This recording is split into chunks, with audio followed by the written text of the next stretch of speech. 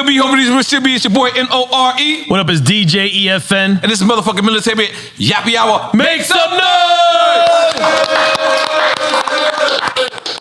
When me and EFN started this show, we always said we wanted to give to legends, people that came before us, people that was around us, and this brother right here,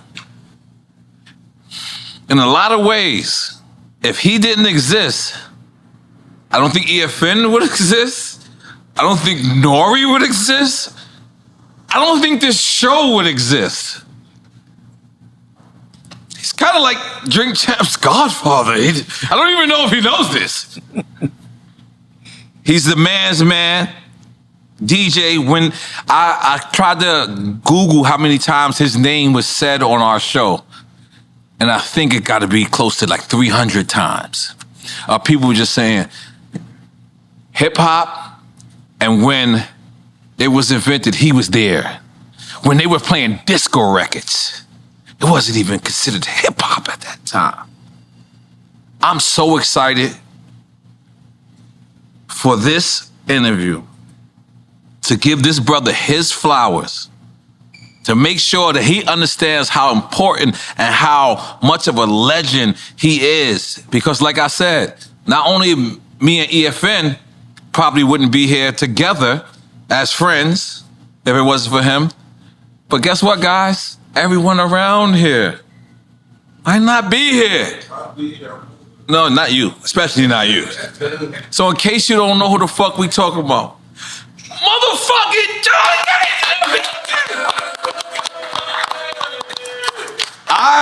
I want to get straight into it. I'm not even gonna like rip the Band-Aid off immediately. I'm a proud Latino. I am a proud Puerto Rican. I know you are.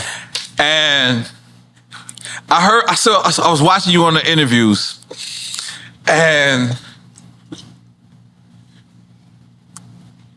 by the way, leading up to this, everyone always say, man, you gotta get Charlie up here. You gotta have Charlie up here. But me, and this is a question, this is out of pure curiosity. How the fuck did you do what you're doing? Like, because like I was so happy, you know, researching everything about you.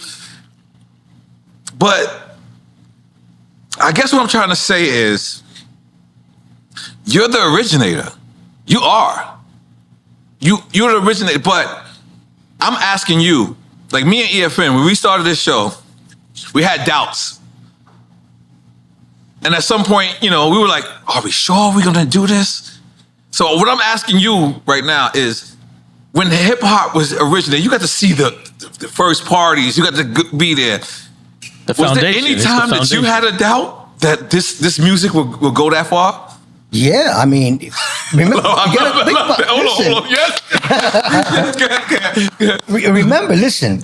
People try to put a date on hip hop when it started, and right. it's not fair to do that. Right. We've been hearing. And I'll tell you why. For example, hip hop was a culture that was already beginning even before Kool Herc. Right. Wow. When people were wearing the Mark Necks, the Kangos, the British Walkers, the Gazelles, that wear all that, the graffiti on the denim, on the jackets, people were already doing that. Wow. The parties gave us a place to meet up where we get now. People of alike community can actually meet up, see how we were doing, and right then and there we'd see what you were wearing, and yo, I like that, and then the next thing you know, that guy will go back. So the culture was already bubbling up. Right. The parties was just a place for us. It was an excuse for us to get together. So now we can. So the culture was already happening. Wow. Right. So to put a date on it and to even call it hip, it wasn't even called hip hop then. Wasn't called. It was the jams. You know, the CNN was the people in the streets, the high schools. Yo, did you hear about this happening this weekend? Did you hear about Flash happening this weekend? Charlie Chase up in the Bronx on 118 Park. I mean, phone calls. There was no beepers. There was no cell phones. Right. There was word no of mouth, internet. flyers, no Twitter. Word of mouth was on fire. Right. And think about this. It happened the way it happened.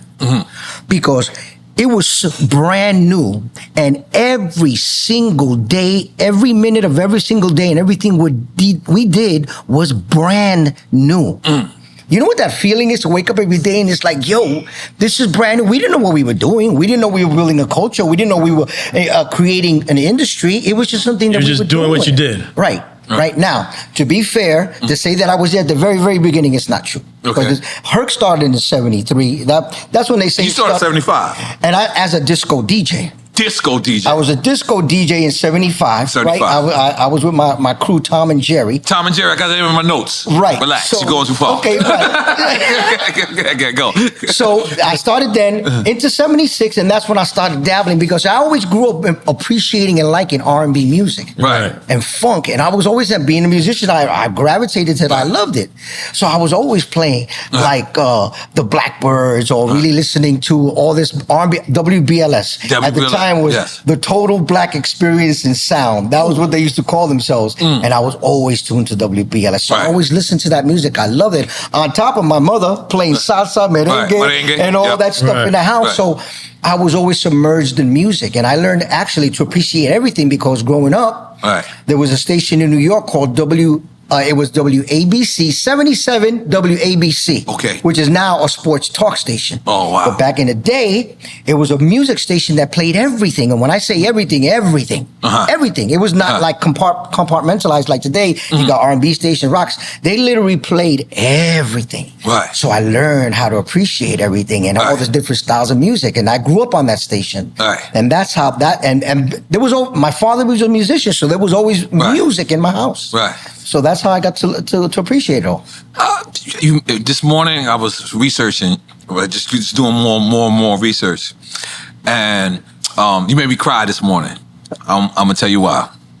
You gonna make me cry? You made me cry, but I looked and you said, because me, I'm black and Puerto Rican, right? So when I hang with the black people, they used to make fun of me for being with the Latinos. When I hang with the Latinos, they used to make fun of me for being with the black people. But I really couldn't choose a side. And you said something. You said, yo, when you used to play this music, these people used to come up to you and say, why are you playing this Jungle Bunny music? Right. Like I literally, my shit just was like, holy shit. That's something that was hard for me. When I was, my wife is right there. My wife, is she? She right there. Okay, yeah. I'm sorry. So my wife was right there, and I looked, and I was like, yo, his life is literally like, if you didn't have your life, I might not have had my life. So I looked, so was that something that was hard to like balance? You know what I mean? Because there's no blueprint to what you did. Like you are Fat Joe's blueprint. You are Big Pun's blueprint. You are my blueprint, but you had no blueprint. Right. You know, so, right. Well, you know, it's funny that you say that because my business partner, Eric, when we went to New York to see the De La Calle premiere, and we saw your segment, what you just said to me, I said to them, is like, bro, I feel like, you know, we share the same parallels. Like, for real. I said that. You sit down. All right. I had said that to my business partner at the premiere. My other partner's not here. And I said, man, I can appreciate what he's going through because we basically went through the same things. When you were telling your story, like that's crazy. So to answer your question, right? I didn't give a fuck about what anybody thought. Wow. I really didn't. I'm glad. Now, to be honest with you, the people from my age weren't the ones who really bitching and moaning. It was a competition thing, and there was a lot of smack talking. Right, it was the older and there were generation. people snapping, a lot of smack talking and that type of thing. But really, the people who were being prejudiced against me at the time was Puerto Ricans? Puerto Ricans and the black community because... Remember, I told you it was all new. Right. I was one of them guys that would keep people up 1 or 2 in the morning on the Tuesday night when they had to go to work. And they were hating my guts and calling me all kind of shit. You know, and cursing me out, you little fucking Puerto Rican and all this other. Really, all the animosity and all the hate, like all the racism and stuff came from the older people because I was really fucking and they didn't up understand it. And they didn't understand it. Right. They didn't get what was going on. I mean, to be honest with you, I didn't get what was going on, but whatever it was something inside inside of me that just made me keep doing it. Right. So to answer the question, I didn't give a shit what anybody thought. I liked what I was doing. I was feeling it. Plus, I was getting mad attention from the girlies. So I was like, yo, I'm going to stick with this for a minute. You know what I'm saying? That was the drive for you. Right. Man, I ain't gonna lie to you, bro. I really appreciate you. I want to tell you that. Thank you. Because a lot of people, we say that to a person after it's gone or whatever, but me researching you, I was just like, damn, like it just kept going and just kept going and just kept going. And so many people come on sit in the same seat as you say, and they like, yo, do you know about Charlie Chase? And we're always like, of course, bro, we want him on. But you're class personified, man, and you're literally the reason why me and EFN is here. Because, like I said, even me and EFN, like we didn't have, there was no podcast like us to give flowers to people, to tell people that, prior to that. So when I'm looking and I'm just telling you, but let's talk about the Monteray Crew. What is it? Monteray Crew. Monteray Crew. That's the Monteray Projects, right? Right. It was a project that was around the corner from my house on 180th and North Avenue. Mm-hmm. They were a bunch of young kids. I was always in the community center, and we would play ping pong and stuff. There was a place to hang out in the winter where we couldn't play Still sports know how to play outside. ping pong? Of course I do. I think I can bust your ass. Oh, you Throw it right. out there.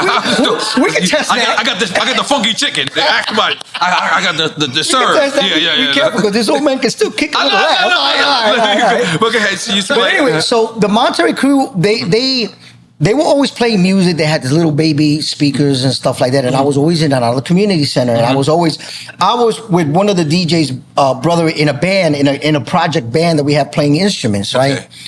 So one day I was going to the back to play some ping pong, and I noticed that the main community room where they throw the parties and stuff was dark, and I'm hearing music, and I'm hearing this music that I'm familiar with, and I'm like, wait a minute, I know all this music, like Jimmy Castor, the Blackbirds, all that, right?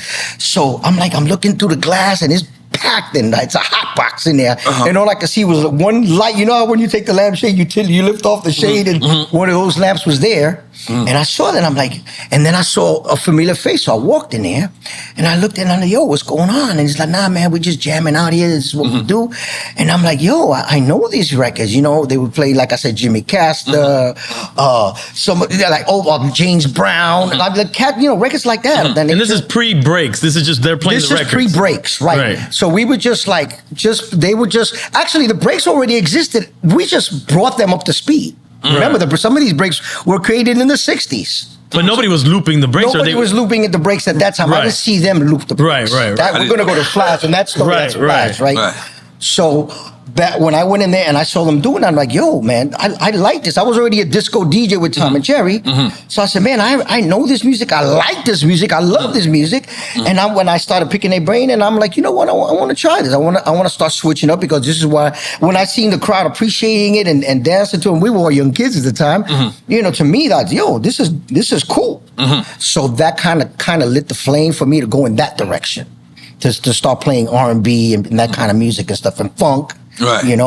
So let me ask you, because when I researched, right, it says you dropped in 75, but it says that you got your name from chasing Grandmaster Flash. Yeah. But online, it says Grandmaster Flash came out in 78. Right.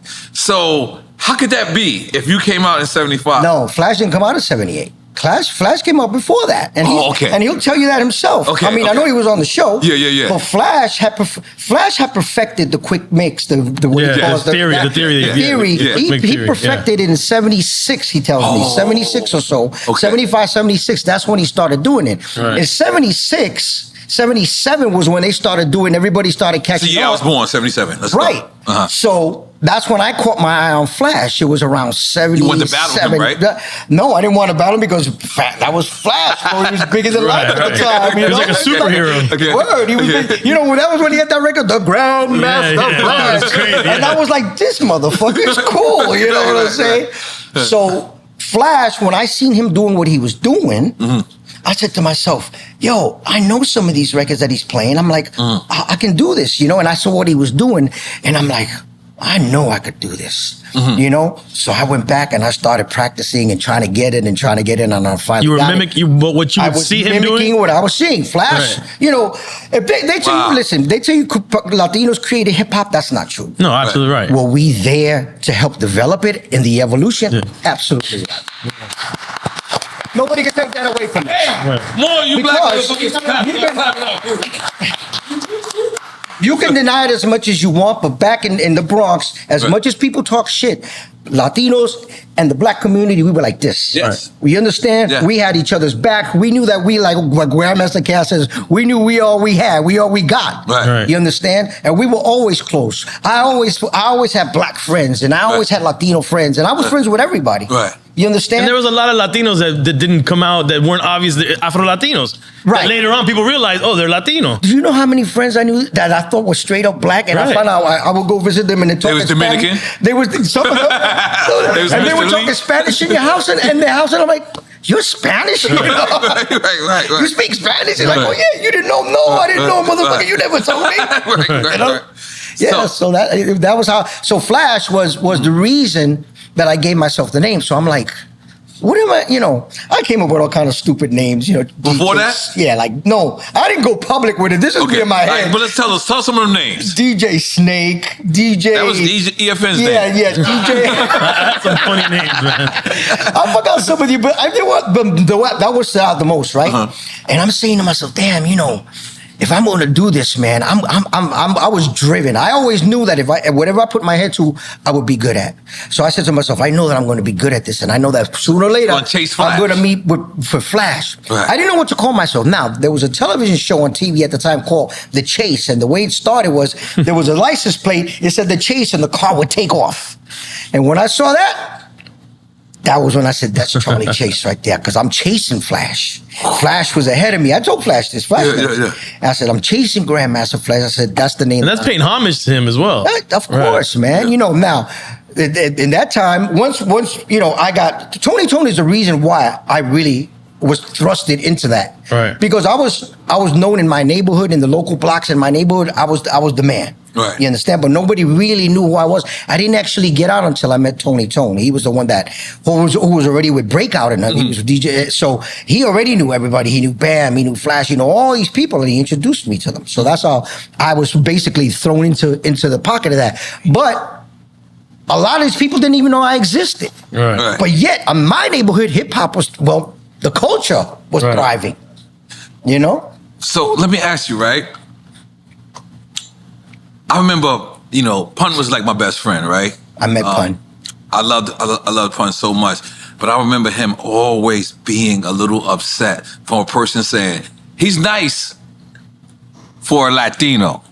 Oh, I hated that. Chill, relax. but it's what we deal with, right? Some people will say, you know, like where's Diego? Diego was with me, and we were Googling New York Ricans, right? New Yorkers, right? New Yorkers, right? And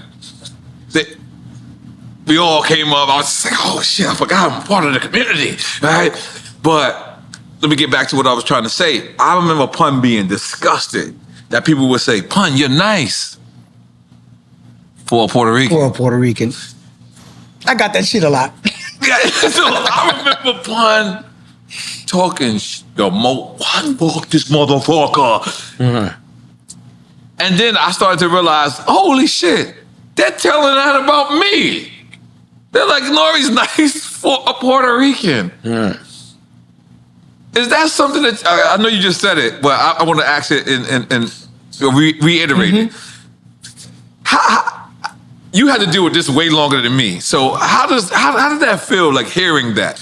To be honest with you, it didn't affect me. You want to know why? Because I didn't know any better. I didn't know. Wow. I didn't feel like it was a racist remark. I didn't feel any of that because I didn't feel racism at that time. I wasn't raised that way or to think that way. I didn't know what that was or how severe. I wasn't exposed to the severity of racism until much later. Right. So when I heard that, I was like, that's beautiful. To me, that was a freaking compliment. It's like, yo, that's coming from the black community. Yo, that's a compliment. Right. That's showing me that I'm doing something right. Right. So I never really took offense to it. Never did, you know? Right. But to tell you about Big Pun, I met him one time. Get out of here. One time. Okay. I was playing at Jimmy's Bronx Cafe. God damn it. It was I a can Tuesday- smell Jimmy's Bronx Cafe as you said it. It was a Tuesday night. And somebody says, yo, Pun is here. And I'm like, oh, wait a minute. I said, yo, take over. I got to speak to Pun. I want to meet him. Right. I see he's sitting down with one other cat, right? He's sitting at a table. He's eating. So I'm like, damn, I don't want to disturb him. I said, but I'm not going to get another chance to talk to him, and I got to get back to what I'm doing. So I go over to him very politely. I said, excuse me, sir. I said, Pun, excuse me. And he's annoyed, like, general, like, he got the look like, what the fuck you are, you know? And I said, listen, I know we don't know each other. I don't mean to disturb you, but I felt that I really needed to introduce myself to you. I said, my name is DJ Charlie Chaser. The cold question, he lost. He lit up. Mind. Yeah, of course. He got up. He got up. Yes. He threw his arms around me. Yeah. He hugged me. Said, "You don't understand. Thank you." Yeah. He was thanking me, giving me all kind of accolades and stuff. And I said to him, I said, "Yo, I just wanted to come by, meet you, and say, bro, that I'm proud of what you're doing, the way you represented us." Yes. And he turned to his man and he said, "You hear this? He says he's proud of me.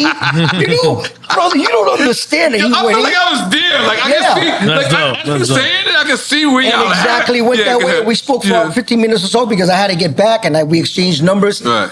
And I never got to see him again after that.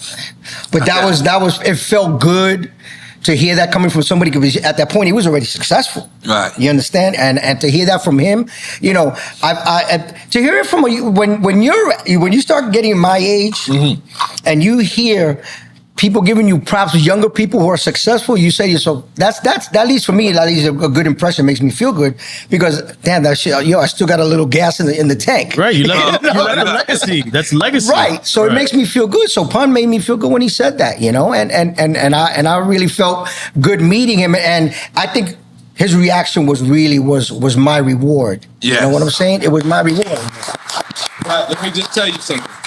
And I want to reiterate it. I said it earlier, but I'm going to say it again. Literally, if it wasn't for you and your relentlessness, and for what you did, I don't think Drink Champs would exist. Right. This is a real talk. This is real talk. I mean, he's one of the most stubborn persons I know. And I am too, in a different way. But our love for each other is hip hop. Yeah. And if it wasn't for you and what you did, the legacy that you laid out prior to us, you actually Drink Champs' father, bro. Our show is about giving people their flowers. Our show, and we want to give you your flowers face to face, man to man. Tell you how great you are. Thank you, bro. Thank you so much, man. Thank you. Yes, nah, man. This is dope. And so let's talk More than about deserved. you. They're trying to rename the Puerto Rican Day Parade after you. No. Okay. Well, I'm they're glad you brought that up. Okay, because okay. this year I thought I was being punked at first. Okay, no. They called me up and said, listen, you know, we see the way, we know that you've been doing this. And the person, actually, the director now is a friend of mine who I grew up with as kids. Oh, we used to wow. work Youth Corps in New York City together. Job Corps or Youth Corps? Youth Corps. Okay. When you had the jobs and stuff like that. Lillian Rodriguez, she's now the chairman of the parade. Okay. So I've known Lillian for years. We grew up in the same clique, same friends, you know, like family. Wow. And she called me up and she said, Chase, I know you for many years. I feel that you've never gotten your flowers. She says, she says, We get your flowers first. Yeah. All right. I'm fucking with you. Yeah. So she said, you never got your flowers, and she says you've done so much, you've uplifted the Hispanic community so much that I just want to ask you if you would like to be the 2024 Puerto Rican Day ambassador for the parade. That's incredible. Okay. And then I said, stop fucking with me, Lillian. Right. But she says, no, straight up. And I was like, are you for real? She said, yeah. I'm like, I was speechless. I always got some shit to say. Right. And I was like, yeah. Right. I said, yes, I'll do it. Right. Are you kidding me? Right. I'm like, this comes full circle for me. As much You're as the I've been ambassador representing my of the people. 2024. So I'm the ambassador. Now there's a few other honorees like Okay. Lisa. Well, I can't speak on. I shouldn't be. Yeah, saying Lisa, that. blow it up. Blame it on the alcohol. She'll be the madrina. She's the madrina. She's madrina. Not madrina. Okay. She's parade. There are a few other people. Like I'm not going to say because I'm going to let them allow them just. J-Lo coming out and shit like that? Oh, I don't know. I don't know that yet. I'm fucking with you. But yeah, so this year I'm going to be they're having this big banquet at the Plaza Hotel in all the honorees' honor. On Friday, Saturday, of course, is 116th Street. We're going to be up there hanging out. Right, Spanish The parade Harlem. is Sunday, and then they're throwing me a big after party from the parade in my honor, and they invited all kind of people, celebrities, all kind of stuff, man. So for that, man. So if you're in town, man, you guys are more than welcome to come, bro. Well, fuck, I'm coming just for you.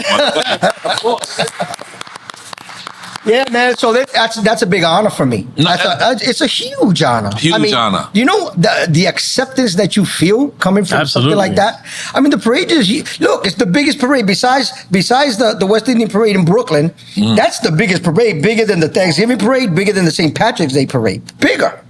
3 million people in attendance, 5 million people watching on TV. Come on, man. How could you not? Honestly, you should have gotten this honor a long time ago. Yeah, You know what? I've never been the type to feel like I would be mad because of something that I didn't get. You ever see somebody who wins prizes and be like, damn, I only got $100. I should have got this. No, that's not me. I'll be 100. Yo, thank you. You know, That's how I feel about it. Didn't get it before. That's cool. I'm not worried about what I didn't get. I'm really more that's the right attitude. appreciative of what I'm getting while I'm still alive, damn it. I want to tell you a story real quick.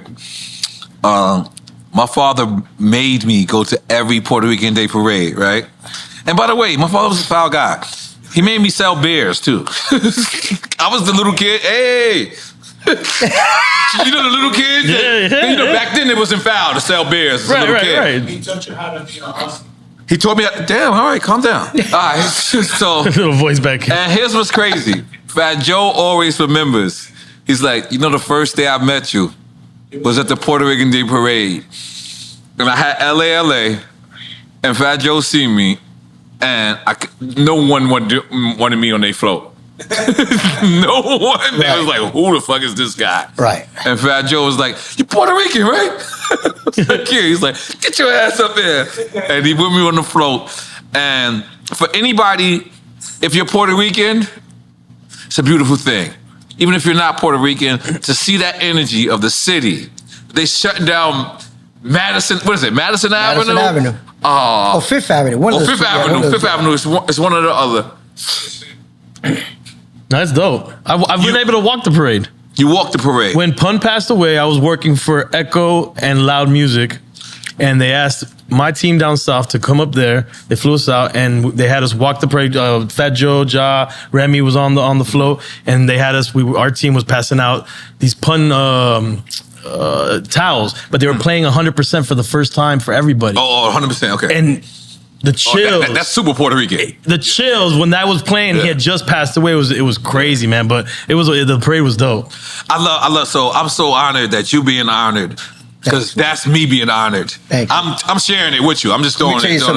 something. I am so pro Puerto Rican. I am so. I'm gonna show you something real quick. I'm so freaking. I like you got your notes. You got I notes over there. got my little show and tell package here. Yeah, let's do it. Let's go. I'm so proud. I'm so proud that everywhere I've played on the entire planet, I've taken these with me. Now, this was a gift given to me by my boy DJ Nonstop, who was the DJ for K7 and the Swing Kids, and then he was a DJ for DMX. Okay. He was DMX. Wow. I went to Chicago to DJ for the Rocksteady crew, and he gave me these as a gift. Wow. He gave me these as a gift right here, and I take them everywhere on the planet I rock. Everywhere on the planet that I rock, these babies play with me, because I'm proud of my heritage. I'm proud of being Puerto Rican, and I show this to everybody. I don't have a problem with that, you know. So let me ask you, my two closest Latino friends is EFN and Fat Joe. Right. And they didn't like when I started reggaeton. I saw that in the documentary. So, but we had our reasons. We had our reasons. They had their reasons. But right, me personally, I discovered reggaeton in Puerto Rico. I went to Puerto Rico and I was like, what the fuck is this shit? I thought it was, I called it Latin reggae. Mm-hmm. So then I went to Club Rumbas. Rumbas used to be Club Fever. I remember that, yeah. Club Fever. Legendary John Gungi Rivera. I don't know, you'll promote it. You probably don't even know. So I would go there. But let me ask you, because you're a part of the original hip hop, right? Like, were you offended when you first heard reggaeton, or was this something like? No. How did you feel? Like, no. I want to ask you. I'm a lover of music. Okay. To be honest with you, at first I thought it was reggae. because it had that vibe what I to said. it. I felt it was Latinos trying to impersonate a patois in Spanish. Right, El General. Like how El Jap- General did it right, I Right, felt. right. He did it right. But when Boom, boom, because I went to mommy, Puerto mommy, Rico. mommy. I went to Puerto Rico early on too, and I heard it over there. And I was like, I don't know about this, guys. You know what I'm saying? Like, Right. Because we were here trying to make sure we maintained our respect as Latinos in hip hop, lyricism, and all this stuff. And then I'm hearing this, and I'm like, I don't know how this is gonna play over here. It sounds like Latinos trying to do this, patois and faking it. But then hearing later on, though, after he did what he did, which revolutionized everything, and just moving forward now, the evolution of reggaeton has gotten, the genre has just, they've really gotten creative in it, and I have a total different respect for it. But back then, I wasn't respecting it. So at what first. was your first? I want to know your Well, first. at first I thought it was reggaeton, right? That's what I'm Reggae. sorry, reggae Reggae. music, Right. right? And it was cool, and I'm like, and being that I had already heard El General, it was like, okay, it's cool. It didn't strike me as anything new, but I started noticing that it started sounding a little bit more. It started creating a more cohesive sound of its own. Right. Right? And I'm like, okay, I'm starting to notice it. It didn't bother me. I kind of enjoyed it at first. What really bothered me more about it was more like the styles, the way they were just like, yo, get out of the 80s, yo. It's like, bro, move up, you know? They was using the same, what is it? Well, the beats, yeah. To me, it always sounded like a jacked up No, it's murder the she same wrote. beat. It's the same beat Right. made over. But remember, reggaeton when it came out also was much faster. Right. It was a much faster Right. tempo, so it was very danceable and stuff. And I enjoyed it. I wasn't hating on it or anything, you know? And then, of course, later on, reggaeton did like normal Puerto Ricans do when people criticize them. Fuck yo, we doing what we doing. Yep. You know what I'm saying? But when I saw what you did and when I saw the documentary, you were telling me what happened, I was like, whoa, that's crazy. Yeah. And I didn't know that you were I remember the record. I remember the song Yeah. when you brought it, Yeah. Boricua Moreno, right? Yeah. But when I saw the documentary, I didn't realize that was the song. That was the game Yeah. changer. That yeah. was the one that I put my own career on the catapulted line you for my did. people. You did because we could be critical of ourselves. No And let doubt. me- It crossed it over here. And let me That's tell what you it did. something. I received so much slack from the black community. I'm being honest, and I'm black and Latino, so I'm gonna say it straight up. Black people were looking like, well, stay Puerto Rican, motherfucker. Yeah. And I was like, I've been Puerto Rican my whole life. Like, why I gotta stay Puerto Rican now? They're like, stick with rice and peas. Yeah. I'm like, Jesus, I like jerk chicken too. Motherfucker, I do chicharrón de pollo con hueso. You know what I mean? So let me ask you a question, right? Okay, because Let's go. growing up, like I had said earlier, there were blacks. There were people that my black friends, right, who were Hispanic and they never told me. Right. Did you ever feel that you needed No. moments? And I'm not judging or anything, but did you ever feel like at some point, like sometimes you couldn't say, "Yeah, I'm Hispanic," because you were afraid that No. if you expose yourself, they were going to look at you differently? My father was the Puerto Rican with the tail, 15,000 tattoos, earrings. He wore Newports under his shit. He played handball all day. Like he was the super Puerto Rican. Right, Like right, he was, like if you looked up Puerto Rican, my father's there like this. Right, Or anything. right. You know what I mean? So he installed to be the proudest Puerto Rican ever. And then my mother was like kind of like the opposite of, she was like Afrocentric. So it was just like, all right, cool. I couldn't choose. Right. Like I called myself, it's a wrong word now to say it, but I called myself Niggerican my whole life. I'm Niggerican. They're like, hey, what's your race? Niggerican. They're like, motherfuckers like, you're not supposed to say that. Right. But I always been that. And then I met my brother's mother, my brother Cookie, not Mario, my older brother, who I didn't know in my childhood, and she was more Afrocentric than any black person in the world. She proved to me that she was Afro-Latina, that's what you call it? Yeah. But she proved to me that Puerto Ricans are black. and black people are it's the same. And our culture, Latino culture, for the most part, is African culture. Like the food, the music. Absolutely. I never deny that. When you ever see people that get in an argument, like sometimes I would get into an argument with my black friends, and they're like, "You're black," and I'm like, "You're fucking right." You know, it's like, what the fuck? I'm not arguing with you. I know my roots. You know, I know my roots. What the fuck? I may not look it, but I understand it. Culturally, yeah. So yeah. But by the way, how dope is hip hop? Because hip hop is smart. Yeah. If you listen, I know there's some dumb motherfuckers out there. We ain't talking about the dumb motherfuckers. We talking about the smart motherfuckers. But yes, I liked what you said earlier. You was like, yo, I'm a proud Puerto Rican. And one thing that I knew about being proud to be something, that doesn't mean you anti anything else. Right. You could be pro Puerto Rican without being anti anything. Absolutely. Right. Absolutely. I am pro black, but I'm not anti white. Right. I'm pro Puerto Rican, but I'm not anti Cuban. Right. Well, sometimes you talk some shit. Sometimes, yeah. I'm married to a Cuban. What the fuck are you talking about? My kids are Cuban. What are you talking about? But so what I'm trying to say is, so many people be offended sometimes, but. Again, is it time for quick time with Slime? Let's do it. We're gonna do quick time. But before we go there, okay. On this point, we always have to ask ourselves who benefits off the division, because this is the thing that I always think about. Early hip hop was a mix. You know, it was everybody was there. If you were living under those conditions that hip hop including was white people. Yeah, no, including white people, white right? people. I mean, you could tell me. I was from 180 north of Little Italy was just 3 blocks away. That's Arthur's. It's Little Italy, right? It was just 3 blocks away. Right. So fast forward, hip hop becomes this humongous commodity, this money making machine. Then it's picked up by the music industry, which discards what doesn't make money musically, the other stuff in hip hop, the important stuff in hip hop, and starts to make money off of it. Then all this division, like who profits off of the division to say, you're not a part of it, you're not a part of it, you didn't do this, you didn't do that. And that's what we should all think about at the end of the day. Because it's like what you were saying when I was watching you in the interviews, you was going through the same thing that I was going through. There's people coming up to you saying, why are you playing this jungle music? Right. What do they call it? Jungle bunny music? Jungle bunny music. Yeah, jungle bunny music. So I imagine you dealt with this way more than me and EFN. Yeah. And you dealt with it. Because nobody understood it. It wasn't what it is now. That it was just something only that the young community knew about and understood. But imagine how dangerous the older generation wasn't accepting of it, but now you have this young generation that's uniting under this culture.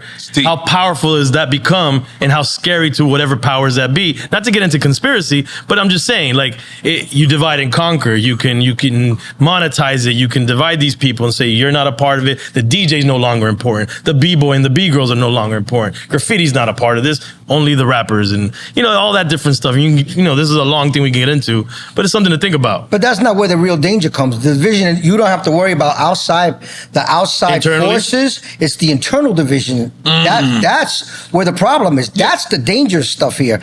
And I always say, why? First of all, rich, real wealthy white millionaires, they ain't fighting and they ain't mad. So why do we have angry Puerto Rican and black millionaires? Why are y'all angry? You're millionaires. What do you got to be mad about, right? Mm-hmm. And the other thing is that, if you really want to make the change, why don't we talk about the real issues here instead of fighting each other and trying to create division within us? And I don't really engage in divisive conversations. Right. I'm not giving you a platform for you to try to create more division. Right. I mean, we got more important things. Like, for example, why didn't we coin the phrase hip hop? Why are other people trying to register the name and that we coined? Why didn't we do that? Why is it that we don't have more Latino and black owned businesses within the industry? Right. Let's talk about that. It's real. You know what I'm saying? It's real. Why is it that we don't own hip hop? Everybody else is trying to own hip hop. I'll give you an example. Look at all these shows that are coming up. They have the titles hip hop in it. They only have the title hip hop in it because they know that that's what's going to attract. That word is powerful. Right. How many MCs that you see on shows right now?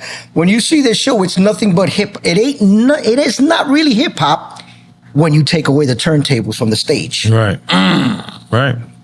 Those are the real issues that we should be focusing on. These are the things that we need to come together with to help create more wealth and more businesses for people. We own that. That's ours. And pride. We've sacrificed a lot for that. So why are we fighting against each other? I'm not with that, man. And I don't give it a platform. I don't give it any credence. I stay away from all of that, man. You know how many times they try to, I see people making negative comments. I don't even respond. I'm like, you don't even exist, bro. Just, I move on. I want one of those Charlie Chase shirts. I'm glad you said that. Size large. E, can you get me the bag? Yeah, size large. Size large. Come on, Okay, I got you. Yeah, I ain't gonna lie. That shit, That shit look so good. And you got the Puerto Rican thing on the turntable. My slip maps. Yo! Yeah. I'm sorry, EFN. If he only has one, I'm taking it. No. I mean, I actually texted him and asked him. I was like, okay. Yeah. Okay, so we're gonna play a game. doing quick It's time? on our show. It's called Quick Time with Slime. See what these guys. Can you explain these rules like how Paul always explains you? Oh, the we rules? never explain it properly. We're gonna give you 2 choices. This is our drinking game, by the way. Okay, I've seen it. You're notorious with this. So you more or less, know. You're notorious with this. You man. get 2 choices. You pick one. You don't drink. We don't drink. I'm gonna give you this in a second. Yes, no You pick problem. one. You don't drink. If you say both, you say you don't want to choose. Like you say both or neither. I see how y'all, then we drink it. how you Flash did Scram Joe's. I felt bad for him. Oh my God. You did him dirty. At the end of the interview, he was redder than a balloon. Flash was enjoying it way too much. By the way, Scram was enjoying it too. By the way, I thought Scram was gonna throw. at the end, but at the beginning, he loved it. Okay, so we're gonna start. Okay, all right. You got the first one. By the way, I just want you to know, me and EFN do not make these questions. No, the it's Colombian the and Dominican and the Colombian over there. We got the United Nations of Okay. we have every race here, just so you know. But this is a fucking great question. I don't know which one of them came up with this one. Kool Herc or Grandmaster Flash? In any story, I'm you gonna want give to you an say. answer, and I'm gonna tell you why. Okay, yes, please. Kool Herc. Okay, He saved my life one day. Physically saved my Wow. life. we need to hear it. All right. We were having the 39th anniversary of Cold Crush Brothers. Wow. We had it We at gotta the club talk about downtown on Canal Street. Wow. The opening act was The Roots, and they weren't even known yet. They weren't known. Roots, you said. The Okay. Roots. Okay. They were the opening act. We didn't know them. I get there. Now, through the day, I was not feeling well. I was getting these pains. So I get there. I'm on the stage. We're setting up the equipment. I'm feeling worse now. By this time, it's evening. I'm feeling worse. I saw Questlove behind me setting up. We introduced ourselves and everything.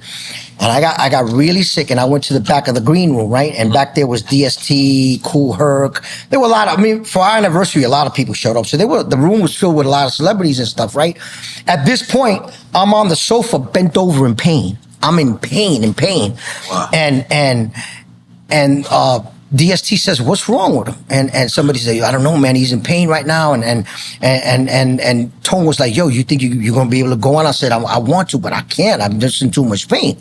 And DS says, "Yo, we need to rush him to the hospital."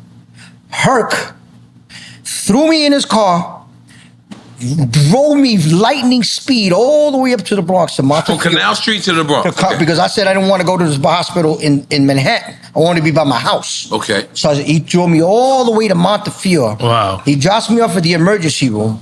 I get there. I'm bent over in pain. The doctor comes over and examines me. Appendicitis? What was it? 30 seconds later, we got to take him to the emergency room. It's his appendix, and it might rupture. They had to run me in. After that, the doctor told me, "You're lucky you're here." He says, "Maybe another hour or so, you wouldn't be talking to me right now." So Herc, Respect to Herc for that. that's my brother, man. He saved my life. Everybody else was concerned, no doubt, but Herc was like, "Fuck this." He took action. He took action. He threw me in the car and he took me all the way up to the hospital. Let me ask you something, because we had Crazy Legs up here. And this is the first time I ever heard anybody say this. Crazy Legs was kind of like, Herc wasn't the first person to play hip hop. Well, I don't know if he said to play hip hop, but He kind of like, he said that. he says that party wasn't necessarily the date, which he kind of said in the beginning. Right. Wasn't the date that started hip hop necessarily. Right. And I thought I was going to receive 3,500, 4 million calls. What the fuck? And I want to be honest, Charlie Chase. I didn't get not one phone call. Right. Not one person said Crazy Legs is lying. Right. Yeah, nobody. Did you? No. This is our first time even talking about this, right? No. I thought we was gonna get all kinds of backlash. I thought I was gonna be crucial. I thought we was. And I think to be exact, he said the party as terms of the date, and that there was other DJs around that time and before he was doing saying what he was doing already. That's what he kind of more or less said. I definitely need your opinion on that. Well, okay. It all depends. I guess everybody understood the context that Crazy Legs was putting it in, right? Yeah. Mm-hmm. Okay, I can get that. Mm-hmm. I can kind of see where he's coming from for that, because there are questions. Not taking anything away from Herc, because he did what he did when he started, and that's the point that everybody knows. That everybody, it's like a record comes out, everybody knows the popular version, but nobody really heard the joint underground version, right? So I wasn't there, I don't know, but I know people that were there. If I wish my business partner was here, because he knows, he can speak to this. When the gangs were fighting, and Bambaataa was the one who unified the gangs, brought right? Them together, right.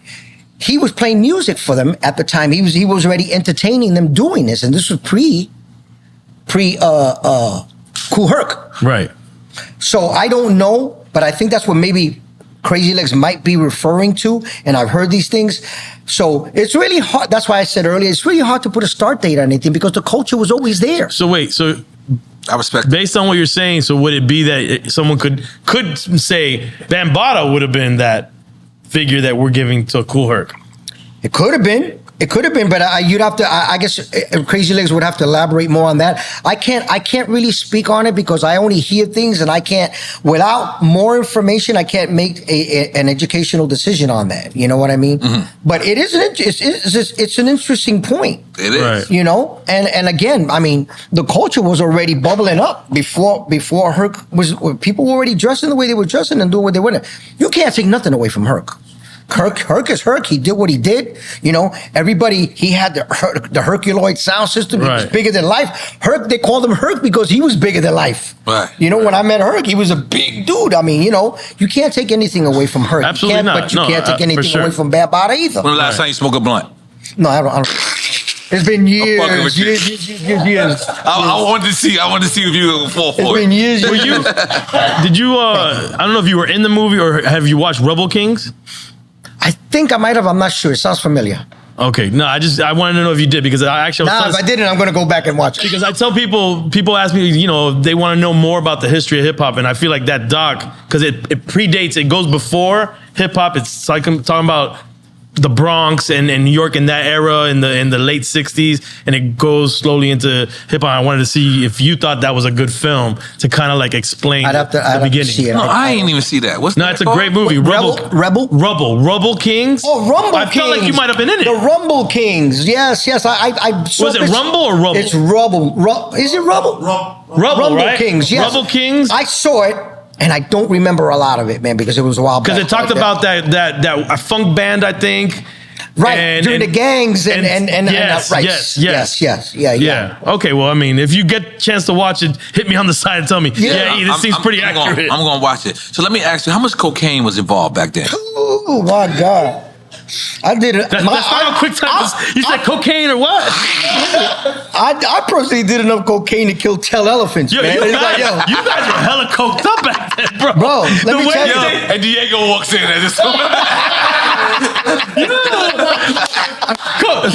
cocaine print right there.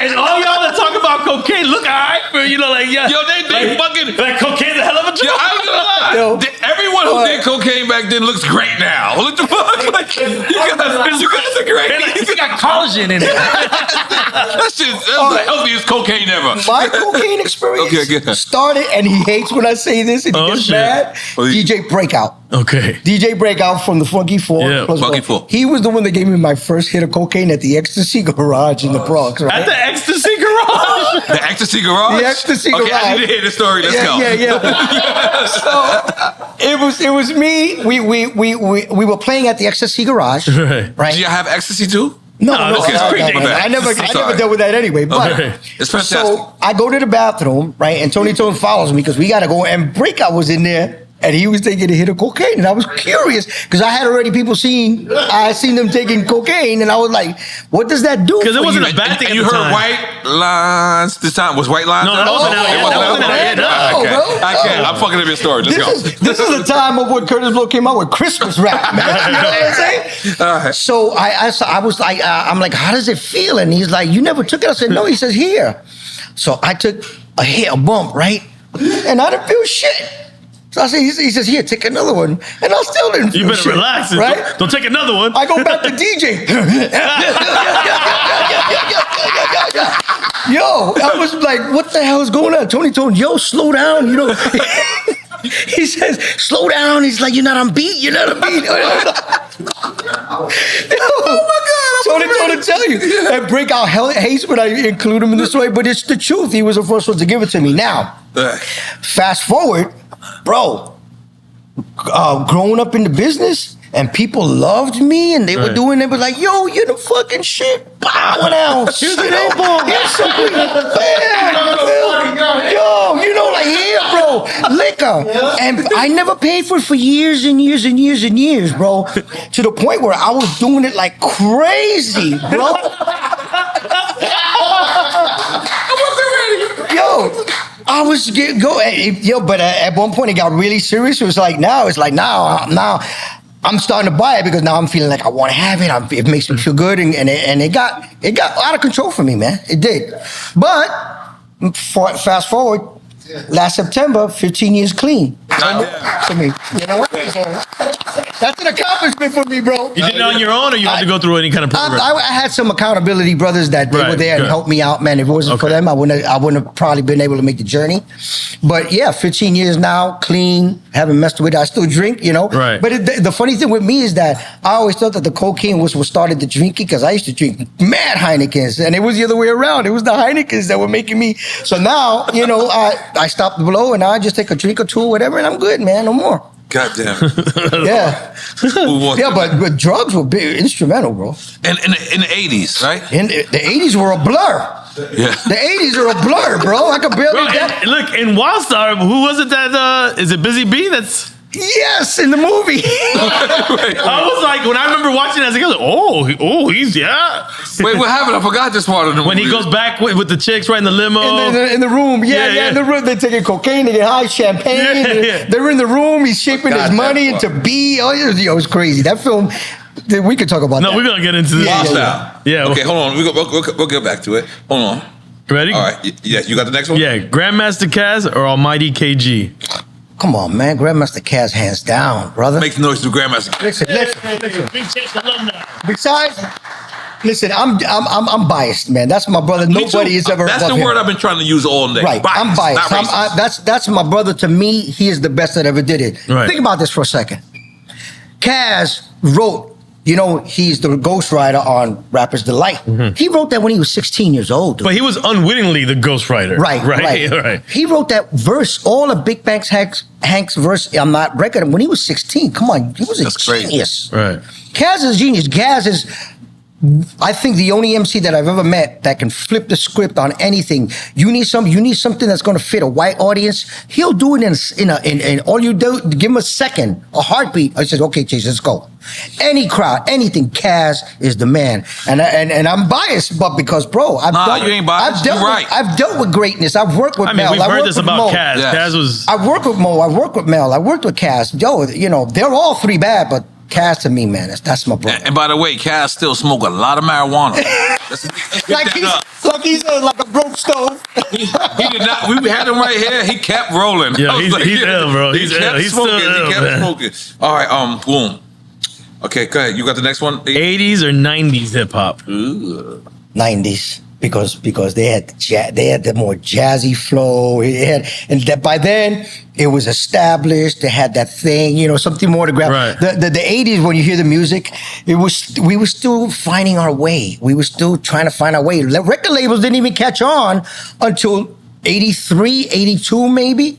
You know, we were signed to CBS CBS Associated label. Look at that. We're damn near label mates. We started with CBS Radio for the podcast. Right. And we were the first hip hop group they signed, and they didn't know how to market us. They didn't know how to promote us. They didn't know what the hell to do with us. Then finally, when That they got happened with us with CBS. Yeah, and then finally, when they got a handle, they shelved us and said, "Okay, now that we got it right, let's bring in us some new blood." Yeah. But real quick on that one, saying the 90s, you don't think the late 80s, like if you were to be able to change because I feel like the Rakims and the KRSs and the Big Daddy Well, Kanes. to me- so late 80s going into the early 90s to me would be that, Right. that So see sweet now, spot. when it comes to timelines, I'm always this is the 50 years over 50 years of music. But to me, the timelines always get blurred. But yes, if you really look at it from like Rakim on up, Yeah. that's when really things. Rakim changed. He set the Changed, yeah. blueprint. Yep. He changed the game, and from there on, yes, Right. you know. So I always consider that. To me, it was always 90s because it still had that feel to it. Absolutely. To me, Right. Okay. Breakdancing or graffiti? Okay. Yeah. Remember, you can say both You know, of this is a neither. drinking game, just so you know. I know it is. You could but take a you're shot. giving me questions that I can answer. Yeah. Absolutely. Yeah, you are. All right. That was great. Okay, now I love graffiti, but I never had the eye for the art. So sometimes I will see graffiti, and you got me doing this to try to figure out the way it's written, what it's saying, or whatever. Although I love the colors, I love the way they structure everything. I was never able to really get into it because I always had a hard time reading the graph. Right. So b-boying was more into it because remember, Charlie Chase started as a b-boy DJ. You understand? When I Right. finally got acclimated with the beats and stuff like that. Before you were part of Cold Crush, you were, Right. that's what you were and doing. when I was parties. playing at 118 Park, the park across the street from it, there were b-boys. Right. Always showing up and representing. So the b-boy, man, they you know, that's a strong love in the heart, man. You That know, makes go way sense. back. I respect that. Go take the next one. Red Alert or Kid Capri? Okay.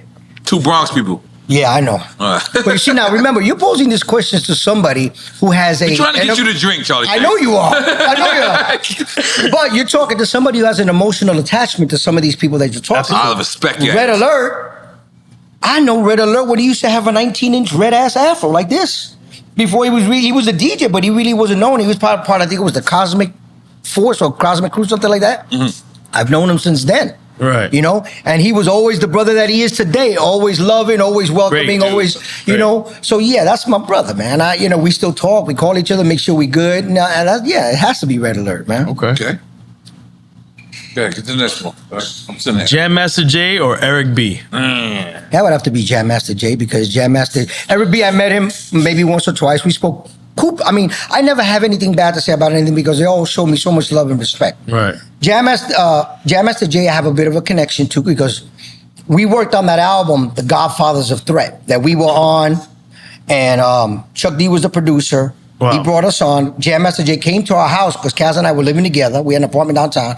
He came to the house. He sat down with us, spoke with us. He said, we want to do this project. We want you to come in. I want to bring the Cold Crush and stuff. So we went and we did that project. We became friends. We were tight. He told me about the whole thing, the Run DMC experience, how we inspired them and all of Influenced them, that. right. So, and then after he passed away, that really kind of, it may be morbid to say, but it kind of reinforced that with me and him, because Right. I knew the brother, man, Yeah, rest in peace to Jam. Yeah. Peace. Beat Street or Wild Style? Wild Style! I was mad that he No would say that. question! I don't know that he's gonna drink. Come on, man! Yeah, he ain't drinking at all. You know what? Just for you, N.O.R.E. Where's the... No, You gotta get something. One of these. We go. I guess that's a major rule. Yeah, we're gonna Okay, catch okay. you at one point. If Come we on. don't drink anything, we'll have a shot at the end. Yeah, we have a shot at this. LL Cool J or Big Daddy Kane? Can you text me racket address? Okay. I love them both. Those are my brothers. Wait, what was it? But LL or Kane?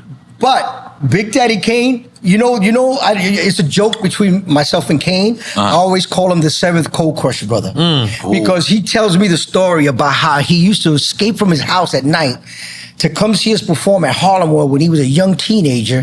He would come to see us perform, and he loved us. And one time he escaped, he got back home, and his father was waiting for him and beat the living shit out of him. And I was like, "You kidding me?" Like, nah, man. He says, "I love y'all," and he always loved having us around. He always likes, he asked me to perform with them one time, and I mean, that's Daddy Kane is down, man. I mean, that's my brother, man. I know him for so long, man. You know. You knew him before he had the cuts and the shit? Yeah, I knew when he was a young kid, man. I ain't gonna lie, my When he eyebrows was, is thick. I met him when he was signed to Cold Chillin'. Yeah. You know, when he was a I young was cutting artist. my at Cold shit. Chillin'. I was cutting my shit, yeah. I was cutting my shit. Go ahead, E. DJ Clue or Funk Flex? Flex, because I never met Clue. Okay. I worked with, me and Flex were DJing together at WBLS. Yeah. Oh, For the about- next for one's gonna be almost even a year. easier. And I love Clue, that's my brother. But DJ, Funkmaster Flex is the greatest radio DJ of all time. I gotta And say he that. reminds you of that, too. And I'm not dropping a record. I don't need him to spin. That's not what I'm doing this for. I'm doing this because this is the real. I sincerely enjoy listening to Funkmaster Flex on the radio. I sincerely enjoy it. Shout out to Clue and Flex, man. And Clue's my brother. That's my brother. On the mixtape tip, I come from the mixtape world. Yeah. What Clue did was revolutionize Clue is mixtape. fucking legendary. Come on, we know that. Yeah. He helped make my career. Fuck that. Clue, thank you too. WBLS or Kiss FM? BLS, because I worked at BLS. Yeah, I know, and that was I gonna be actually too easy. I got to meet Frankie Crocker. Frankie Oh, Rock. wow. Frankie Crocker. As a matter of fact, when I started DJing at WBLS, Gonna Make You Sweat, Everybody Dance Now, Yeah. came out. I had the first copy. I played it on the air. Nobody heard it. And the freaking red phone went off. Frankie Crocker put me on. The Lady B was on the air. She was the air personality at the time from Philly. She said, yo, Frankie wants to talk to you. He says, yo, what is that record? Who is that record? And I told him, this is, and he says, yo, we got to add this. So, you know, I was with BLS. You know, I met Frankie. Frankie Crocker's a legend, bro. Yeah. Legend, The super total legend. black experience and sound. That's what I Super grew up legend. with, man. Super legend. All right. DJ Premier or Pete Rock? Take a shot. I'm going to have to on that one, bro. You know why? 'Cause Finally, we finally got you. I don't have, do I have a shot? That's your shot right I there. know That was Jamie's a on shot. point. Okay, I got it. I know Jamie's on point. So, Cheers. Oh, wait, what? Goddamn, Jesus. cheers. Oh, Premier? the new Mama Juana. I met Premier through Guru. Wow. Rest Guru in and I peace, were Guru, friends. man. Guru, rest in peace, Guru. Great dude, Guru man. and I Love were Guru. friends. And we were cool and we would hang out. I brought him to a couple of Cold Crush recording sessions. Wow. Wow. He came and hung out with us. That's how I met Premier. Premier, I met him. Listen, man. The thing about me and hip hop and the Cold Crush to include, you got to include them. I have been to countries where I have never been to in my life, and as soon as I get off the plane, I have friends. Right. It's beautiful. You know what I'm saying? Yeah, absolutely. And and that has always been with the hip hop community. Like all these guys, they always tell us, man, if it wasn't for you guys are inspired us. I get that from everybody. You throw a name at me, and they've probably said that to me. Right. Premier was that. You know what I'm saying? But now, P Rock, right? That's my man.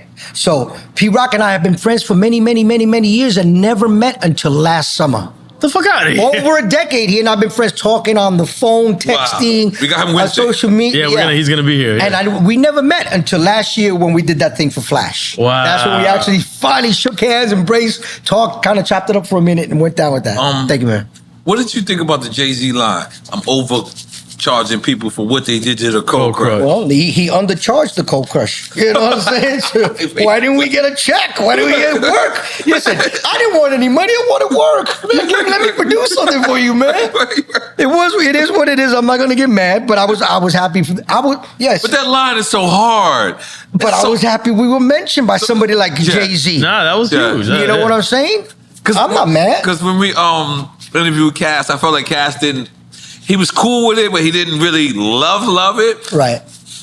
But then when I revisited that episode and I watched it, I was like, you know what?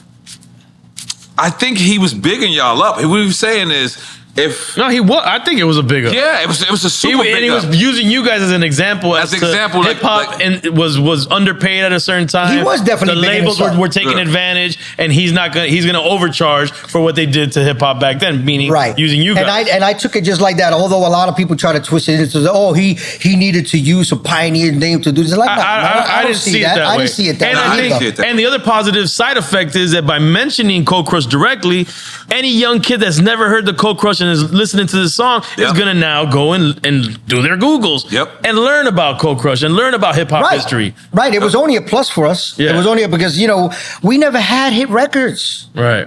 You can't remember a record that was ever, because we did it, but our show was so impressive, so off the top, over the top, and crazy that it was memorable, man. People looked at us and we want to do that, Right. you know? Yo MTV Raps or Video Music Box? Video Music Box. I knew you was gonna say that. Of course, I need to. Yo, that's how Ralph I grew up. McDaniels, wherever you That's at, the we man, need you. of Yeah, course, Ralph. absolutely. We need you, Ralph. Of course, man. Uncle Ralph. KRS-One or Rakim? Take a shot.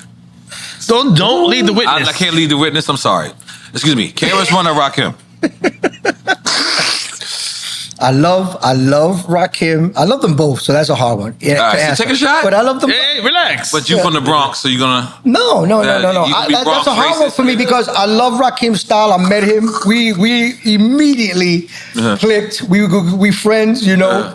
And I like the teacher because man, he come on, he'll say things that you never thought about. The way he and it's so- articulates things is crazy. the way the clarity he brings to things that you've always never thought about is incredible. So yeah, it's hard, man. So you know, I can't. You taking a shot? Yeah. Okay. Salute. By the way, I need a shot. I need a shot. Jamie got you. Jamie, I spilled one by mistake. oh, you spilled one? Oh, okay. You trying to set yourself She's on up. point. She's all doing right, her all right, thing. cool. But let me just tell you. Hold on. I'm gonna wait. For Yeah, it. we're gonna wait. All right. Let me tell you how good KRS-One is. He hurt my childhood. What? The South Bronx. Why? The bridge is over. The bridge. And he's still my favorite rapper. Like, how does that even? He spilled the shot.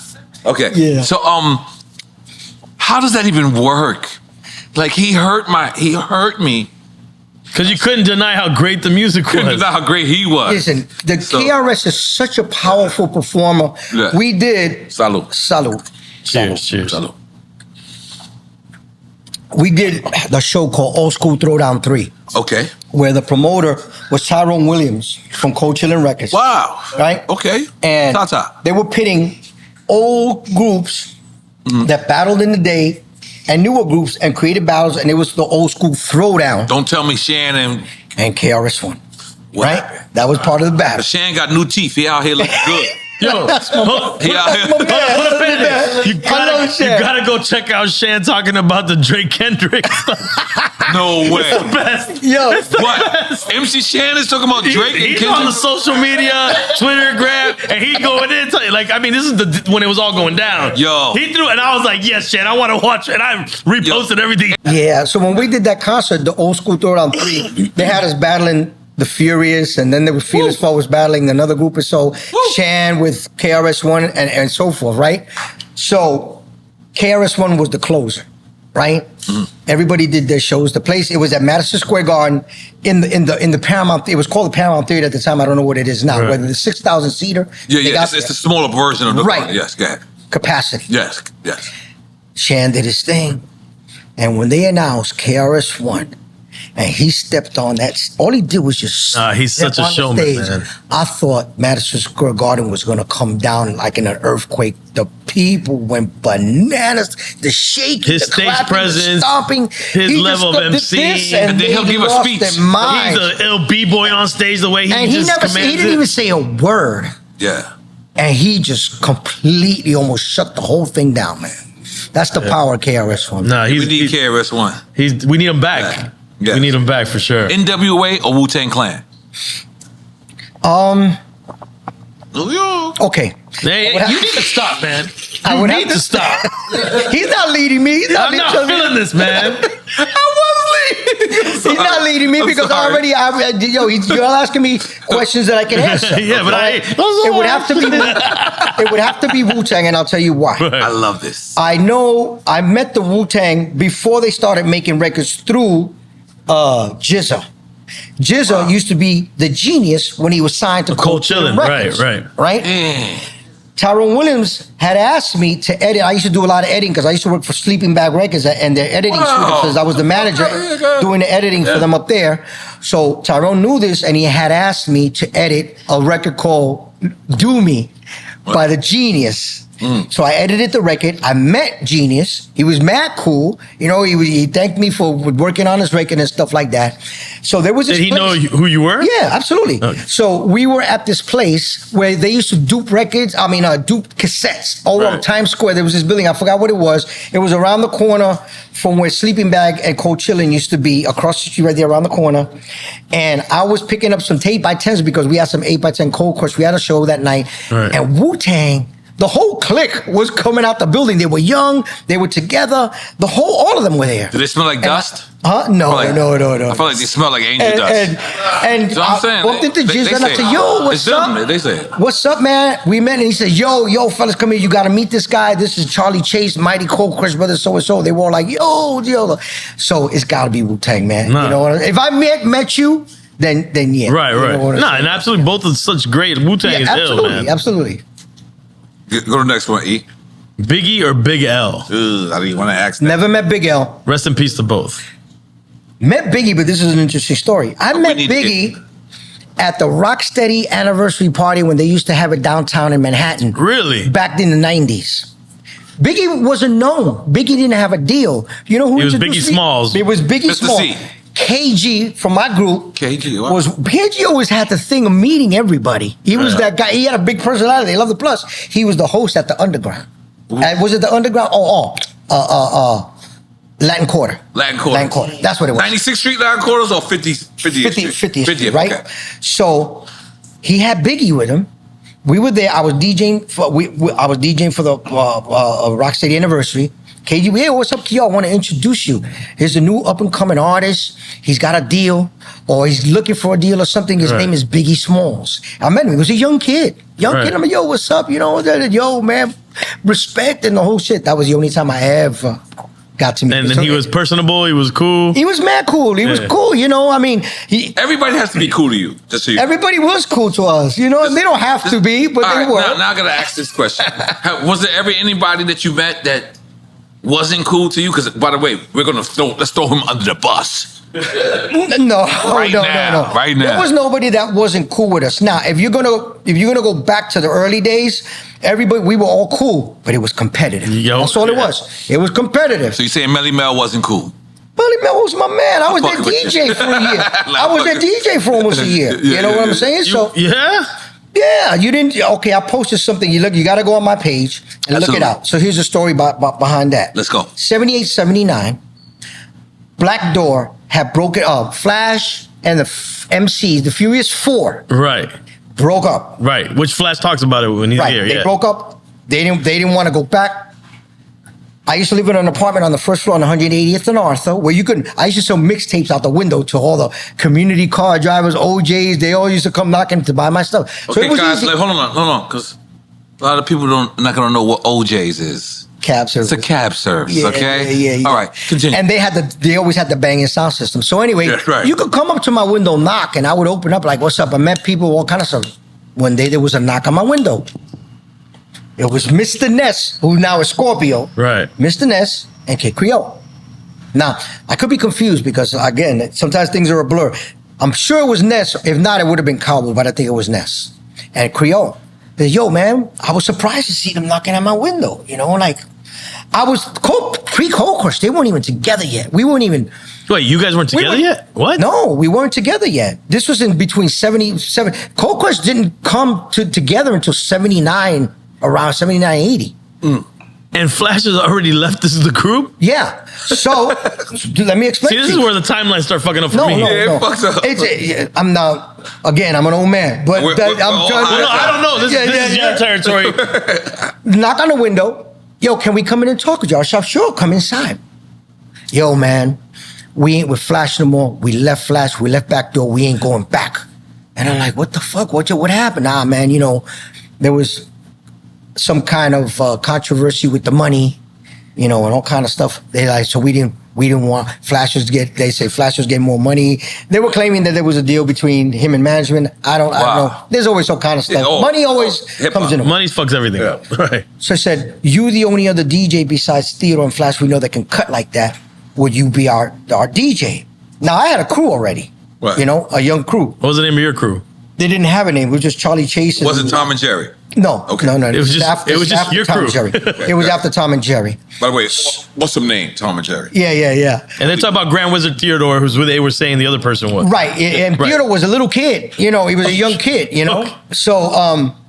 So they said, would you be our DJ? And I said, hell yeah, fuck it, let's do it. Yeah. So there's a tape. If you go on my page, I tell the story behind the story, and you hear me cutting up with Mel Ryman and Mel and Raheem Ryman on there, right? So I for about the next 6 months or so, we were together. We were DJing, doing what we could, popping up in parks. When I was with them, now going back to Tony Tone and I have many accomplishments together. Me and Tony, from when I see Tony Tone and I were really the first Black Puerto Rican duo to do anything, to come together. We were the ones who threw the very first ever. That was the first Drink Champs. Yeah, I guess. Yeah. The Coke champ. Now, Tony never did Coke. Coke champ? No. I'm joking because Tony never got high. Tony never does this. He was always healthy. I'm fucking with you. But so we threw the very first Right. MC convention ever. One of the MCs in my crew had the idea. His name was RC. He says, "Yo, why don't we do this?" And I'm like, "Yo, that's a fucking genius idea. Let's do it." Right. So me and Tony, we got it together. We threw it at the Webster 183rd PAL up in the Bronx. That was the first convention ever. So that day, the Furious 4 was supposed, no, actually it was the Furious 5, because now during the breakup was when Raheem left the Funky 4 and came into the Furious 5, thus changing the name from the 4 to the Furious 5. So now they're the Furious 5. They were supposed to host.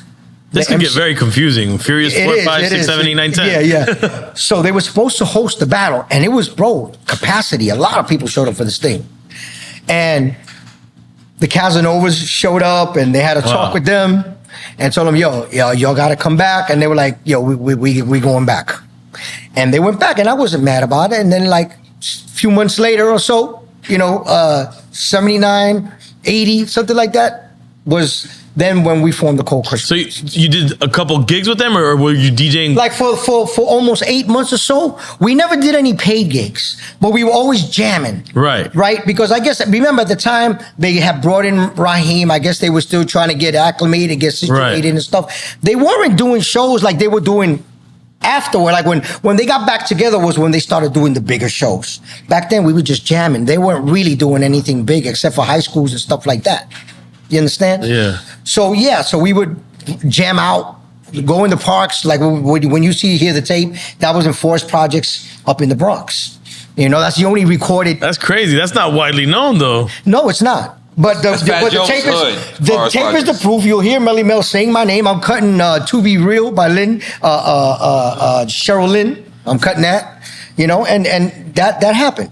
Man, that adds to your legend, bro. Yeah, man. So that have to be Furious 5. That's dope. Okay. God damn it. Go ahead. Hit the next one. Let's see where we at here.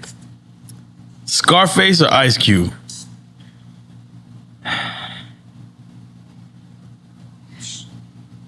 I like Ice Cube. I'll have to say Ice Cube. You know why? He reminds me so much of the Cold Crush with their hardness, Really? and the I don't give a fuckness, and it's like we doing what we doing and fuck y'all, and that was what the Cold Crush was all about. So I wanted to say Ice Cube.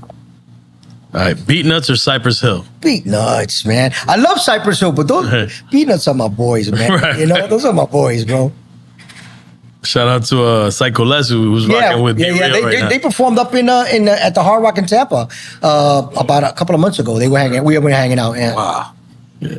So Big Pun or Cool G Rap? Oh, that's a hard. That's gonna be a tough one. Hey, relax, man. I want to take a shot because I don't. So just take your shot, but don't lead the witness. I don't want to pick that. Okay. You said Cool G Rap and who now? Big Pun. Big Pun. Big Pun. I'm not gonna pick between those two. I gotta take a shot. Yeah, those I got love for both of them, man. You know what I'm saying, bro? Yeah, hold on. You just give an empty shot. They ain't look here. Come on. No, he got. No, I got it. I'm watching you, Charlie. Damn, even drunk he can see that. Yeah, I'm watching. Ay, Dios mío. Come on, you guys. You guys are assholes for these. Well, to the person, Fat Joe or Pitbull? I'm definitely not asking that. Fat Joe. I don't know Pitbull. Really? I don't know. Yeah, I could have told you that. These guys, come on. We could have had Pitbull come here. Yo, Pitbull would have came here. Pitbull would have came. And he would have showed a lot of By love. himself, super rich and super Latino. Yeah. I'm not taking anything away from Pitbull. I mean, listen, he's made a lot of accomplishments, bro. No. He's in his own way, in his own right, man. He's done a lot of things, And I've seen him from his early humble beginnings. Yeah, and I've seen he's the way definitely grinding. he started and where he ended up now. Yeah. He's international. He's on grinding. TV. He's got You know what I like about major Pitbull? moves, man. He literally didn't let the game change him. No, he's the He same literally person. didn't. Like, I mean, even me, I let the game change me. At one point, I got fucked up.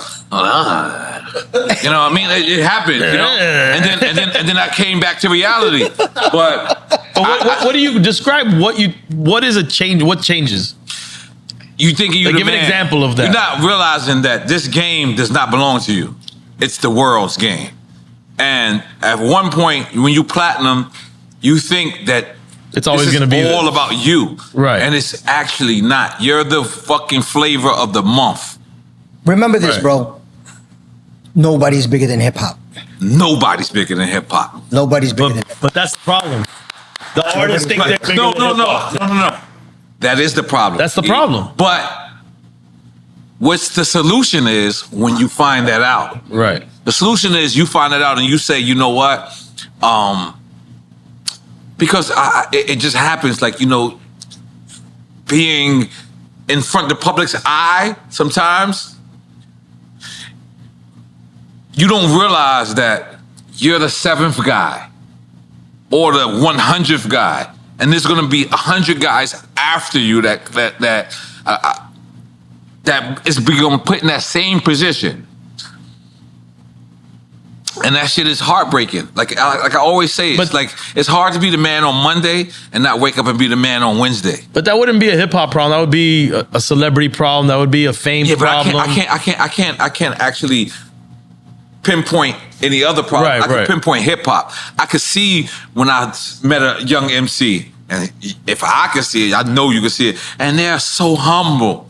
Yeah, they're just happy to And be then there. next year, they won't even walk over and say hi to you. No. They won't even give you a fucking 5 because they're the guy at that moment. And what they don't understand is we've been the guy for 30 years ago, Right. 20 years ago. So every fucking party that you've been to, I've kind of been there already. Yeah, I get it. You know what I'm saying? Everything that you kind of did. Like, you're my OG, but I be looking at these young boys. You're jaded. You're a bit jaded. Yeah. These young whippersnappers, and they like, dude, what did you just say to me? What did you just say to me? Like, I was platinum in 1998. You platinum or trying to go platinum in 2024. I've had my party.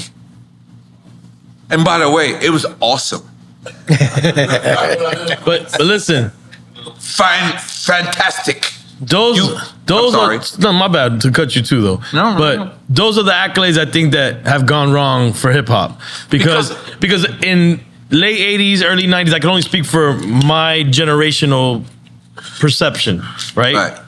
Or point of view, better said. Yep. The artists I was listening to, they were paying homage to the founders and the pioneers.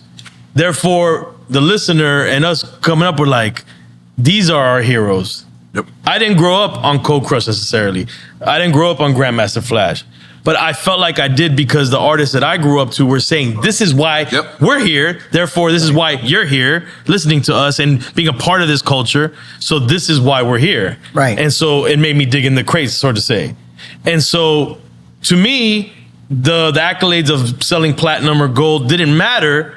It was who impacted the culture more and who are the forefathers and the foundational people. That weighs way more than how many records you sold. You know what I'm saying? Like absolutely right. Like a Crazy Legs who doesn't sell any records was way more of a bigger figure in hip hop than this artist that went platinum in a sense. Absolutely. And that's where I think where we lost our way. No, because we don't do that anymore. We don't paint that picture. We started to equivalate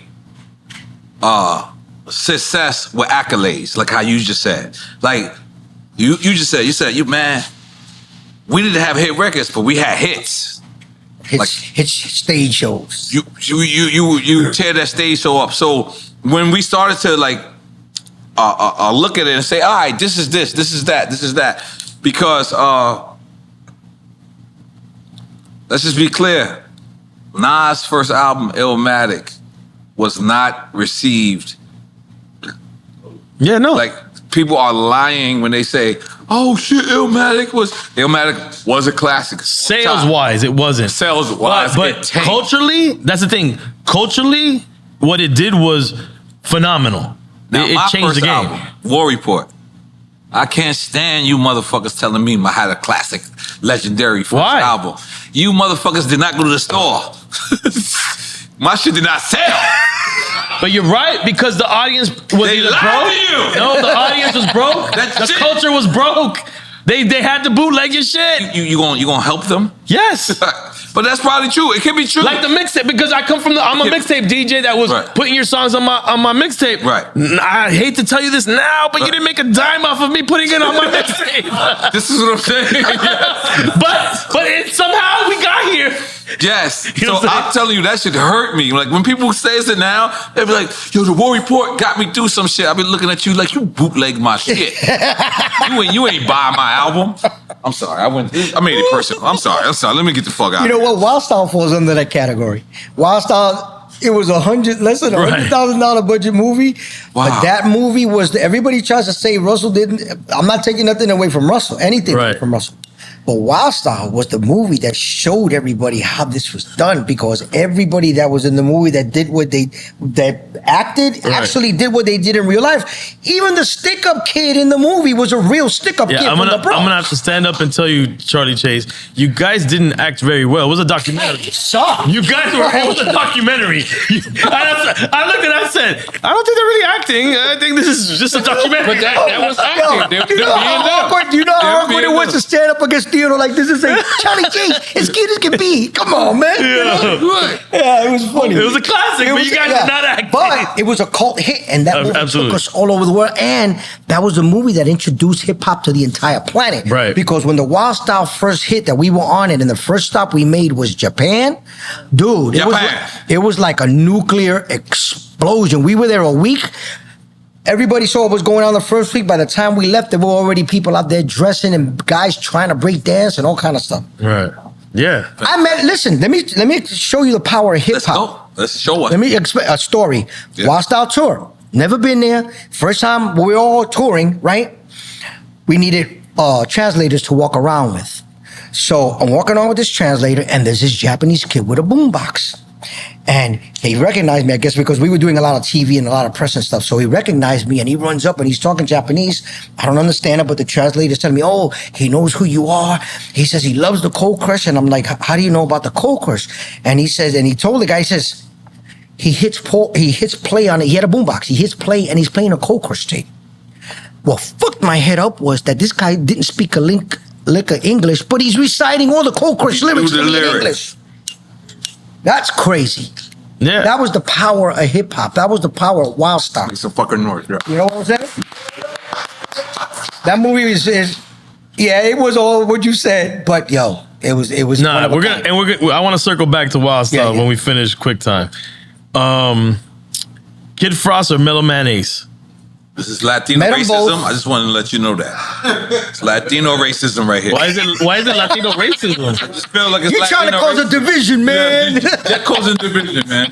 Just take a shot. Oh, met both of them, mad cool. So and they both had their successes. And both of them want to come together to Drink Champs. FY, I'm saying it right here on the show. I didn't know that. Both want to come together. Kid Frost and Mellow Mayonnaise. I would like that. On Drink Champs. Very much. Yeah, I'd have to take a shot for that because I like them both. They're both my boys, man. Goddamn. All right. Okay. Salud. Oh, my God. This is some reggaeton shit. You got it? Okay. I gotta do it. You gotta do it, man. You hate reggaeton. Come on, I don't hate it now. This is N.O.R.E. He gotta have something in his, definitely in his reggaeton pocket. Dago's the man. So Dago or Don Omar? Don Omar's the man too. Damn, I love Don Omar, but I met Tego. Down to earth brother. I met him at Lehman High School in the Bronx. I was there. When Tego was there? I think so. I met me and Dago squashed our beef at Lehman High School. Oh, he wasn't performing. He wasn't performing. I don't know. It was his. It was Kevin Lyles there? Was it a Def Jam thing? Def Jam was there. Yes. Yes. Oh, so Run it has to DMC was be- there. we were Run there. DMC It was the was same there. That was the same place. Okay, One of them continue. was there. I I'm met fucking up your Dago story. I'm there. sorry. We got to chop it up for a minute. We spoke. Man, cool dude, man. You know, he didn't know who I was, but you know, he was so. He doesn't know was who like he me. is sometimes. He didn't Just know throwing who it I out there. was. Yeah. And I wasn't there trying to explain it to him. I told him, you know, I'm so and so from a group and everything. He didn't know me. I was cool with it. I'm like, yo, I like your music. I appreciate you, man, Right. and all that. And he was like, he wasn't like so stuck up or anything. He was mad cool. You know what I'm saying? I never met Don Omar, but I like Don Omar's Omar's music. ill. So I would have to go with Don Omar because. Oh, damn, you just did this whole take. You just made us take a shot for no reason? No, we didn't take a shot. we didn't take a shot. We didn't take a shot. I took a shot, motherfucker. Yo, Pobre No, we did it. Diabla, We took bro. a shot for the other one. took a shot. Kid Frost and Mellow Okay, Man. let's Yo, get forth. Pobre Diabla. That's Yeah. the yo. Pobre Listen to the Diabla. lyrics of that Nah, record, Don bro. Omar's ill. But let me ask you, Tego Calderon, I feel like he's more of an MC than a reggaeton artist. I do too. I think he's more of a hip hop artist. I believe that he's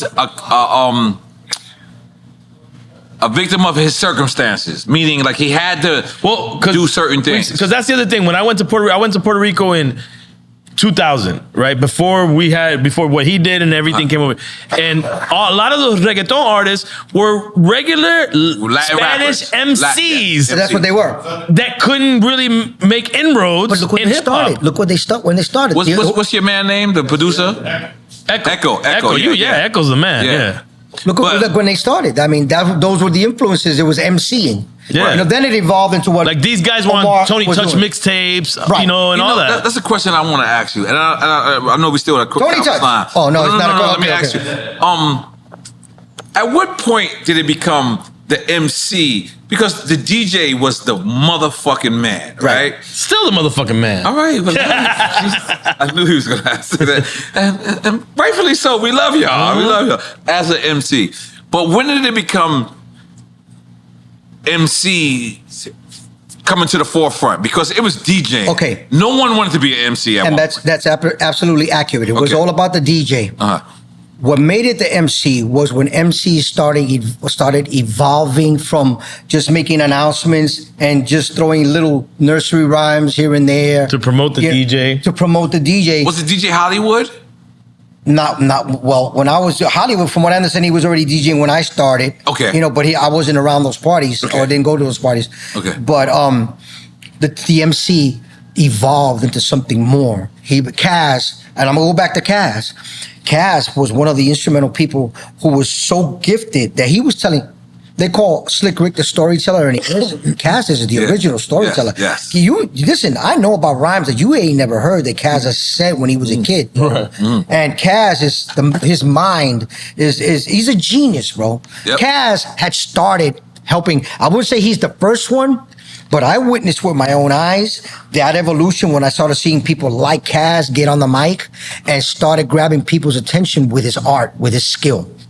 You know, and the skill was what catapulted the MC in front of the DJ.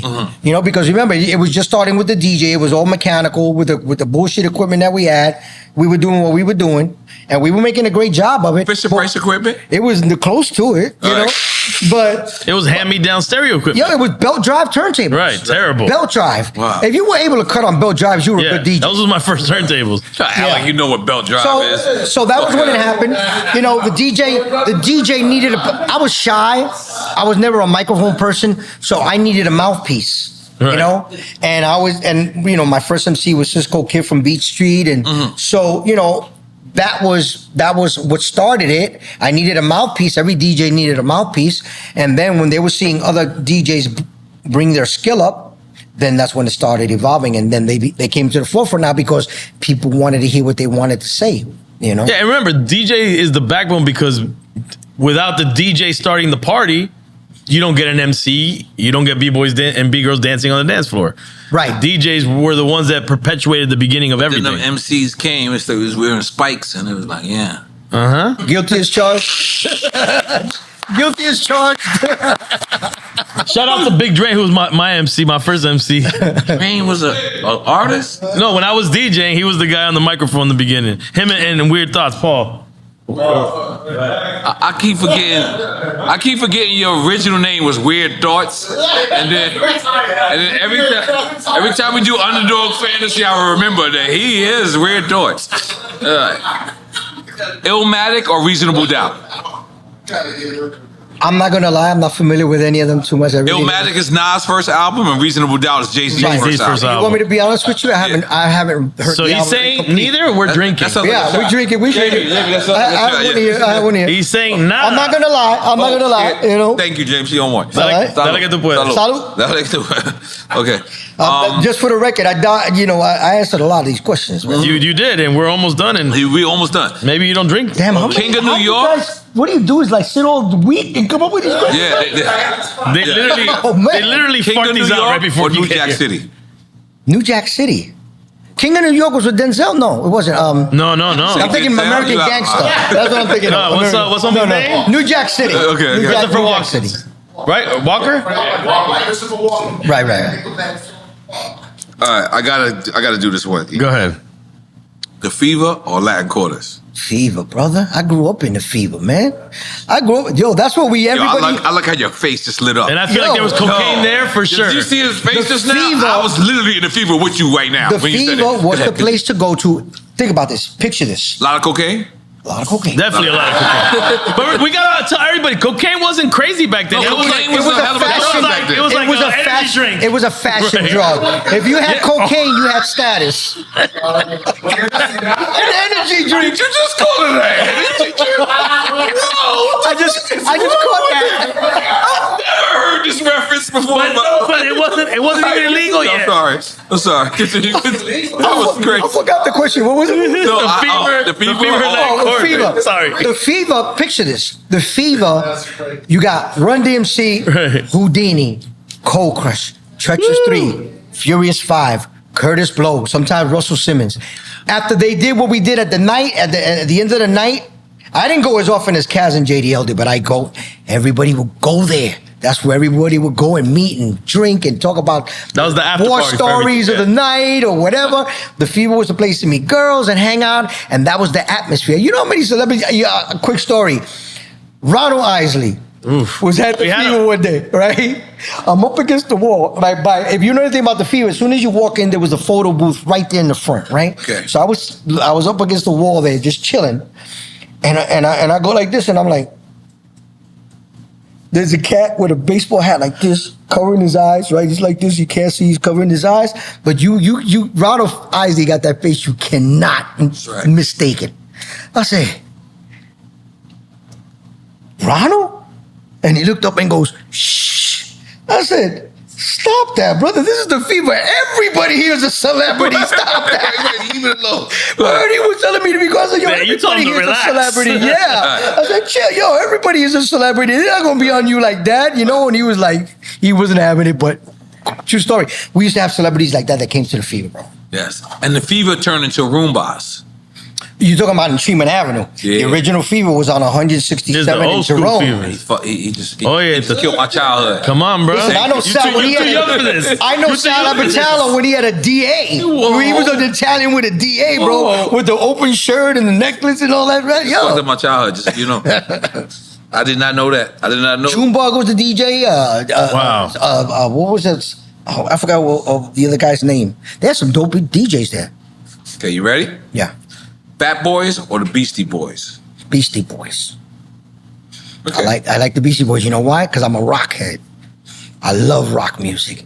And when they came out and they were doing what they were doing, I ate it like Fruit Loops, bro. I just ate the whole thing up, man. No sleep. Yeah. to And when I met them, Brooklyn. they went crazy. They went crazy. And wasn't there a synergy? And Kaz, we talked about with Kaz, with Flash, with rock and hip hop at the time, because they were both these counterculture. Punk rock. Right, punk rock specifically. With CBGBs, punk right? rock. CBGBs, there was a Danceteria downtown Right. also, yeah.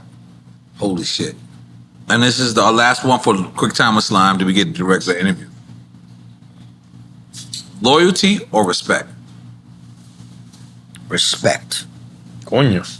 Respect. The way he looked at you and said, Because I've met people that I've never met in my life, but have showed me more respect than a lot of motherfuckers who were loyal to me. Wow. Because what happens sometimes, and I've experienced this, people are loyal to you, and they after a while they become too familiar with you, and they can be disrespectful, and then I gotta cut you off. Respect people. I've met people I've met people I've never seen in my life, and they show me instant respect for what I've done. They're kind, respectful. You know, they give me. It would have to be respect first. You ain't gotta like me, but you're gonna respect me. Right. Jesus. That was so great. I'm going to the bathroom. You always take a bathroom. I'm going to the bathroom. Break, guys. Download it now. Use the code DRINKCHAMPS. First time subscribers get 50% off, $250 off the $500 deposit. Make sure you get the special pick'ems and fuck with us because we doing it. Underdog Fantasy. Yay!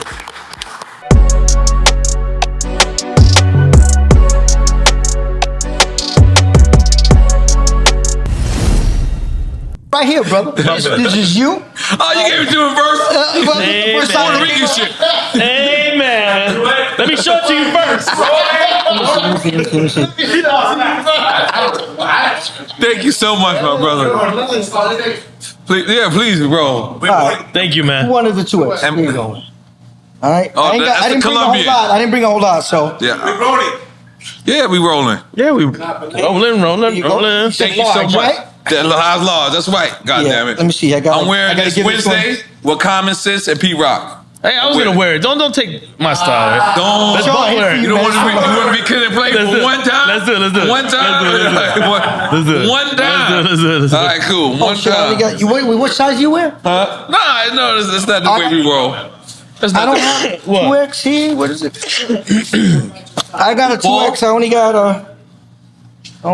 Listen, guys, this is not a. It's not a fitting session, guys. Charlie Chase. Listen, Charlie Chase, your shirts are exclusive. You don't got to give it to everybody. You could save some. Yeah, you're diluting the brand right now. Some of these guys are not worthy. I only got XL left. That's all I got. Here, you take. Yeah. Go to the gym. Sean. Did he just tell sports to go to the gym? Sit it down. That's my. You gave it to your own friend. Hold on. That's my nephew. Not fair. No, that's my nephew. That's my nephew. Nephew, give us this goddamn shirt. Give it to the twin. Give it to the twin right there. The twin right there. No, he can't fit that. He can't fit that. Give it to the twin. That's why he lives in Miami. Yeah, he lives in Miami. But you got his I got number. you. I got you. You got his number. Come on. Yo, that's my nephew right there. Yes. He's a motivational speaker. Has been on shows with Grant Cardone. Yo, that's my friend. Yo, what's up, dog? Him right there, bro. That's the man right here, man. Sean McMurray. Let's take a shot for him, man. Let's take a shot. Let's take a shot. Oh, fuck. You got a shot right there. Got it. All right. Yo, hip hop guys. Yo, I'm gonna be honest. I know I said it earlier, but I want to say it again. I want to thank you as a man, as a person who has a career in hip hop. In a lot of ways, when I researched you and I went into depth, and they label you as the first Puerto Rican in hip hop. And that shit is so honorable because I always fight to say that Latinos was there in the beginning. Yeah. And I'm black too. Yeah. But sometimes I feel like they kind of try to erase that part of history. Not like it's like a bunch of black people go around. Hey. That's not that. But what I'm trying to say is, it's become a thing. It's become a thing. Yeah. It has become a thing. Well, can I add a little bit of clarity to that? Okay. Yeah. Whenever they say I'm the first Puerto Rican in hip hop, I understand Credited. why they say credited, Okay. right? There were other Puerto Ricans before me. You know, Kaz's partner, Disco Wiz, unfortunately, you know, he got sidetracked. He had to end his career early. He was there. He was Kaz's partner, but he was there before I was. Oh, wow. You know, with Kaz when he first started.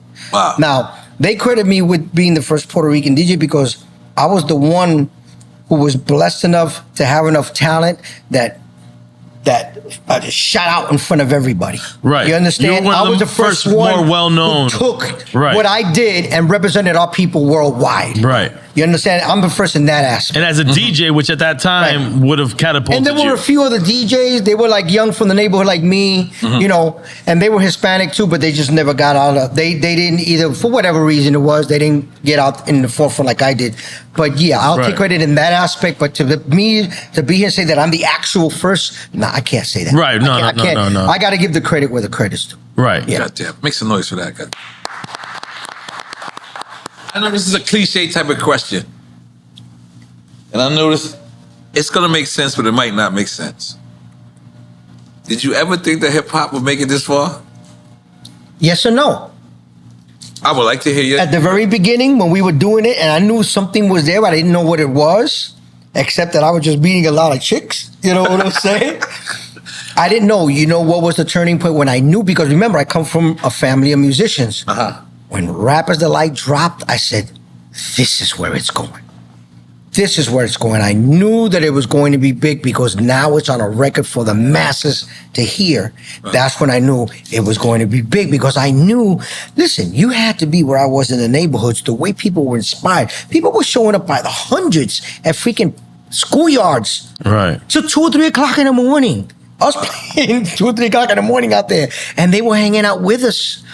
We were the superstars in the ghetto. Everywhere we walked, man, you know, we were the stars. I couldn't go to Fordham Road without people knowing who I was. You understand? Until when Rappers Delight hit, that opened the door for Grandmaster Flash and them and Kumo D and them, and even opened up the doors for us in a sense, and everybody else that followed. So yeah, I didn't know at first because I didn't see what was going on. I never thought about records, but when the record dropped. And what year was that that record Rappers Delight came out in 79. Okay.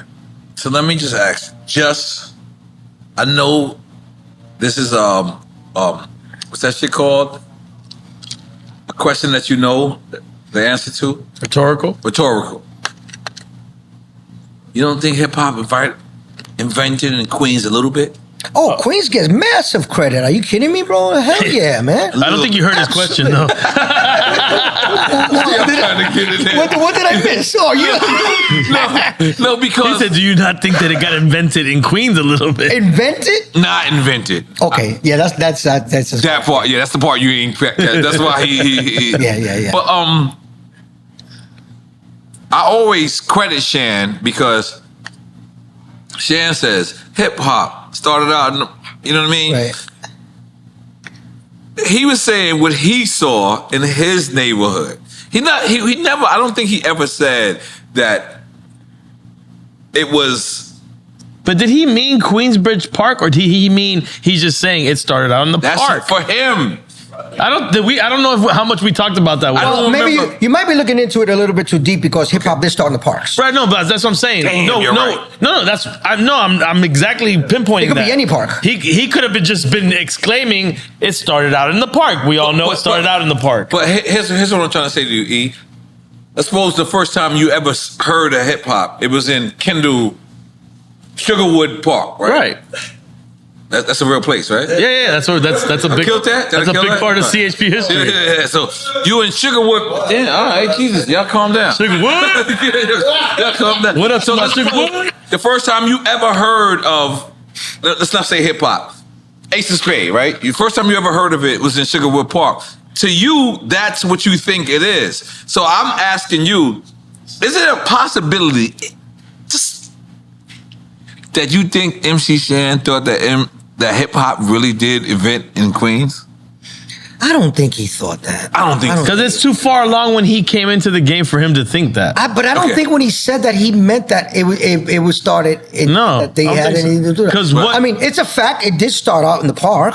You know what I'm saying? Right. But I think it may have been a little bit embroiled with the whole Shantae battle. That you know, that might have had something to do with what. Remember, it was very competitive. You know, so if you're gonna talk shit, I'm gonna talk shit. You know what I'm saying? So I don't think I know Shan. Right. I know Shan personally. You know, we're friends. We love Shan. Yo, he's crazy. You gotta follow him on Instagram. It's crazy. Yeah. We produced some records together. Okay. Yeah, it's crazy. Because one thing I'm learning as we get older in this, right? Or anybody as the culture gets older, we tend to compact the history. right? And Shan, he came out what in the 80s? Yeah. Yes. 80s. And look how much when he's talking about that he starts in 75, but how much happens from 75 to 79 that he's talked about that is game changing. True. We're never gonna consider that as, you know what I'm saying? True. So that's why I think Shan knew what he was saying. True. But I like that they squashed it. Yeah. You grow up, man. You know, I mean, listen, us and the Fantastic. Yeah, and you know anything about the battle? Did y'all ever throw down? Like throw down? Nah. It never got to that point. I It feel never. like you was a stabberer. Like I was shank See, somebody. that's the stereotype. I feel like you Puerto were Rican a sharing. stabberer. I feel like you stabbed somebody. It's only a stereotype. I never walked around with a gun with a knife. You never had a shank on you? No. Yeah, A it look gun like you might had be a shank. different, but not a knife. Come on. No. But seriously, Shan.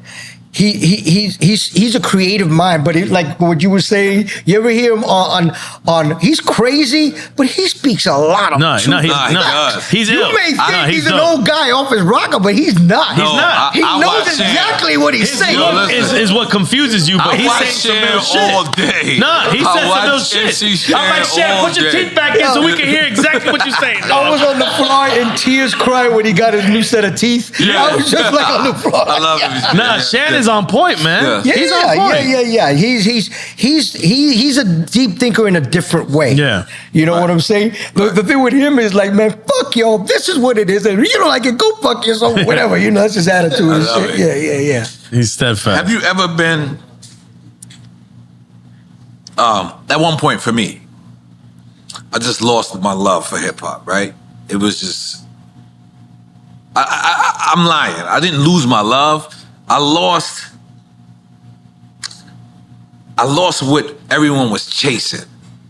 Everyone started to chase a certain dream that wasn't it. Like for me, you had to be nice, you had to be good at your craft, and that's what it is. And now it's just about sometimes chasing money. Don't get it twisted. I like some money. Right, of course. But then I also like my craft. Right. Has there ever been a time where you felt like fuck hip hop? Sometimes I feel like that now. I'll be honest with you because I love hip hop. Hip hop is my life. I mean, I'm one of I helped create. You're foundational. Absolutely. You know, I'm part of the evolution. Right. You know, so it's really deep to me, and I see what you're saying. They don't take it as an art anymore. Now it's just a way to get a bag. Right. You know what I'm saying? And you lose a lot when that's all that's on your mind. That's all you are. So I compare these people to like the Olympics. You got your marathon runners and you got your sprinters. Marathon runners continue for decades and decades and decades. Then you got these guys that are just sprinters. They might last a year, 2, maybe 3, and then their career is gone. That's how that is with these guys. You understand what I'm saying?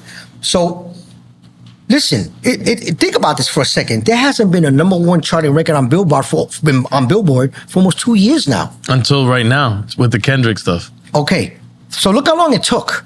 Based on negativity too. Right. That's crazy. That's truth, and it's crazy. But think about that for a second. Hip hop was always commanding on the #1 spot, and all of a sudden, it's not. What changed? I think it was that people weren't respecting the art anymore. Now it's just a way to make money. Now, Chuck D and I had a conversation one day about this. Nice floss. And we came up to the conclusion, and it was this. There was a time when my time and a few other people's time, like your time, you had interest in something, you studied it, you started practicing, you became brave enough to take it out to the public, to your family, to your friends. After that, you were brave enough to take it to the public. You did what you did, and then you were brave enough to take it to a record and do what you did. Now, you make a record and then you go back to trying to be an MC. That's crazy. It sounds crazy, but it's a fact. You know, and that's where we're at right now, and it kills me because it's like I don't even want to produce hip hop records anymore. Now I'm looking more to doing stuff with movies and stuff like that. I'm actually right now producing a remake of Aguanila for Annalise Grace. She's a Latin Grammy nominated artist. She's got an album coming out, and now I'm doing a remix for her for Aguanile, which is coming out right before the Puerto Rican Day Parade. You know, so I'm getting more into. I've always liked different kinds of music anyway, so it's natural for me to just switch up and do what I got to do. Right. Hey, I produced Latin freestyle. I had Trilogy, a group that was a hit for years. I wrote that. Latin Love You Make Me Out. I wrote that with the guy who wrote the lyrics. Right. I wrote all the music. Amaretto, Clave Rocks. That was another big record. I was the producer. I didn't get producer credit on it. They only gave me mixing credit. But truth be told, I'm the reason why that record even exists. So it wasn't a problem for me to always switch gears and go another direction. But you're right, man. But you're right what you're saying. What? That, hip hop right now, you feel a little jaded about it. It's like it's not the same. I do, because I love this culture. Like I love I just told you, KRS-One made 2 of the worst records of my childhood history. And he's still my favorite rapper. Yeah. Because I couldn't. Because you know what he's about. You know that he's not phony. Yes. Everybody's allowed to miss. Not everybody's going to have a hit. Everybody's allowed a hit or two. That's just the nature of the game. Right. But in your heart, you know where he comes from. You know where his heart is. So you respect that. And he's always going to be one of your favorites, And I respect that because you're seeing it for what it really is. Right. For what it really is. Who's your favorite Puerto Rican artist? Puerto Rican artist? Yeah. If I would have to pick a Puerto Rican artist, I'm going to be honest, it would be Mark Anthony. I was going Hector Lavoe. Right. Hector Lavoe is classic. I grew up on Hector, but Mark Anthony's my friend. Oh, damn. All right. What about I got Tito pictures, man? listen, Nobody I got- wants to I'll say be Tito honest. Puentes. You know what I You guys know noticed? the percussion? I know man? why. You're the DJ, bro. The Yes. percussion. I'm going to be honest. You know what I noticed? Your loyalty. Yes. Yeah. You based your answers based upon who you knew, how your relationships is, and when I we've been doing this for 8 years, right? Yeah. Going on 8 years. Going on to 9 years now. Jesus, We are 8 old plus. like that. We old. Oh, We gonna get you some rewind time. Just try to get you. It you stays don't right want to here rewind time. I'm rewinding my time. I just let y'all I'm know. okay with my time. Yeah. So that is fucking. How can I put this in a nice way? In the best way. That is fucking awesome. Cause I mean, that's how I am. I'm loyal, but some people tell me I'm loyal to a default. Has that ever been a problem for you? Like, let me take some of these knives off my back, bro. Yeah, man. Right. No doubt. People have taken advantage of my loyalty. I've helped people make money. I've helped people get established, and I've gotten. I'm not going to mention names. I'm not going to get into it, but yeah, you don't have to. Yeah, of course, man. But you know what it is? I wouldn't say loyal. I would say respectful to these people, and I love them. You know why? Because I see where they come from with what they're doing. You understand? They're true to this. They like this. They respect the art. And if you respect the art and you're giving it all and you've got results, I gotta respect you. I gotta love you for that. Right. I'm always gonna show loyalty to you for that. So. Nah, I can see that in you, man. I can see because I know he suffers from the same thing. Ain't nothing wrong with that. I suffer from the same thing. It's just like sometimes I don't say no, and I can't say no. The reason why I seldomly go to New York is my number's the same. So the same bozo asshole motherfuckers call me, I still pick up.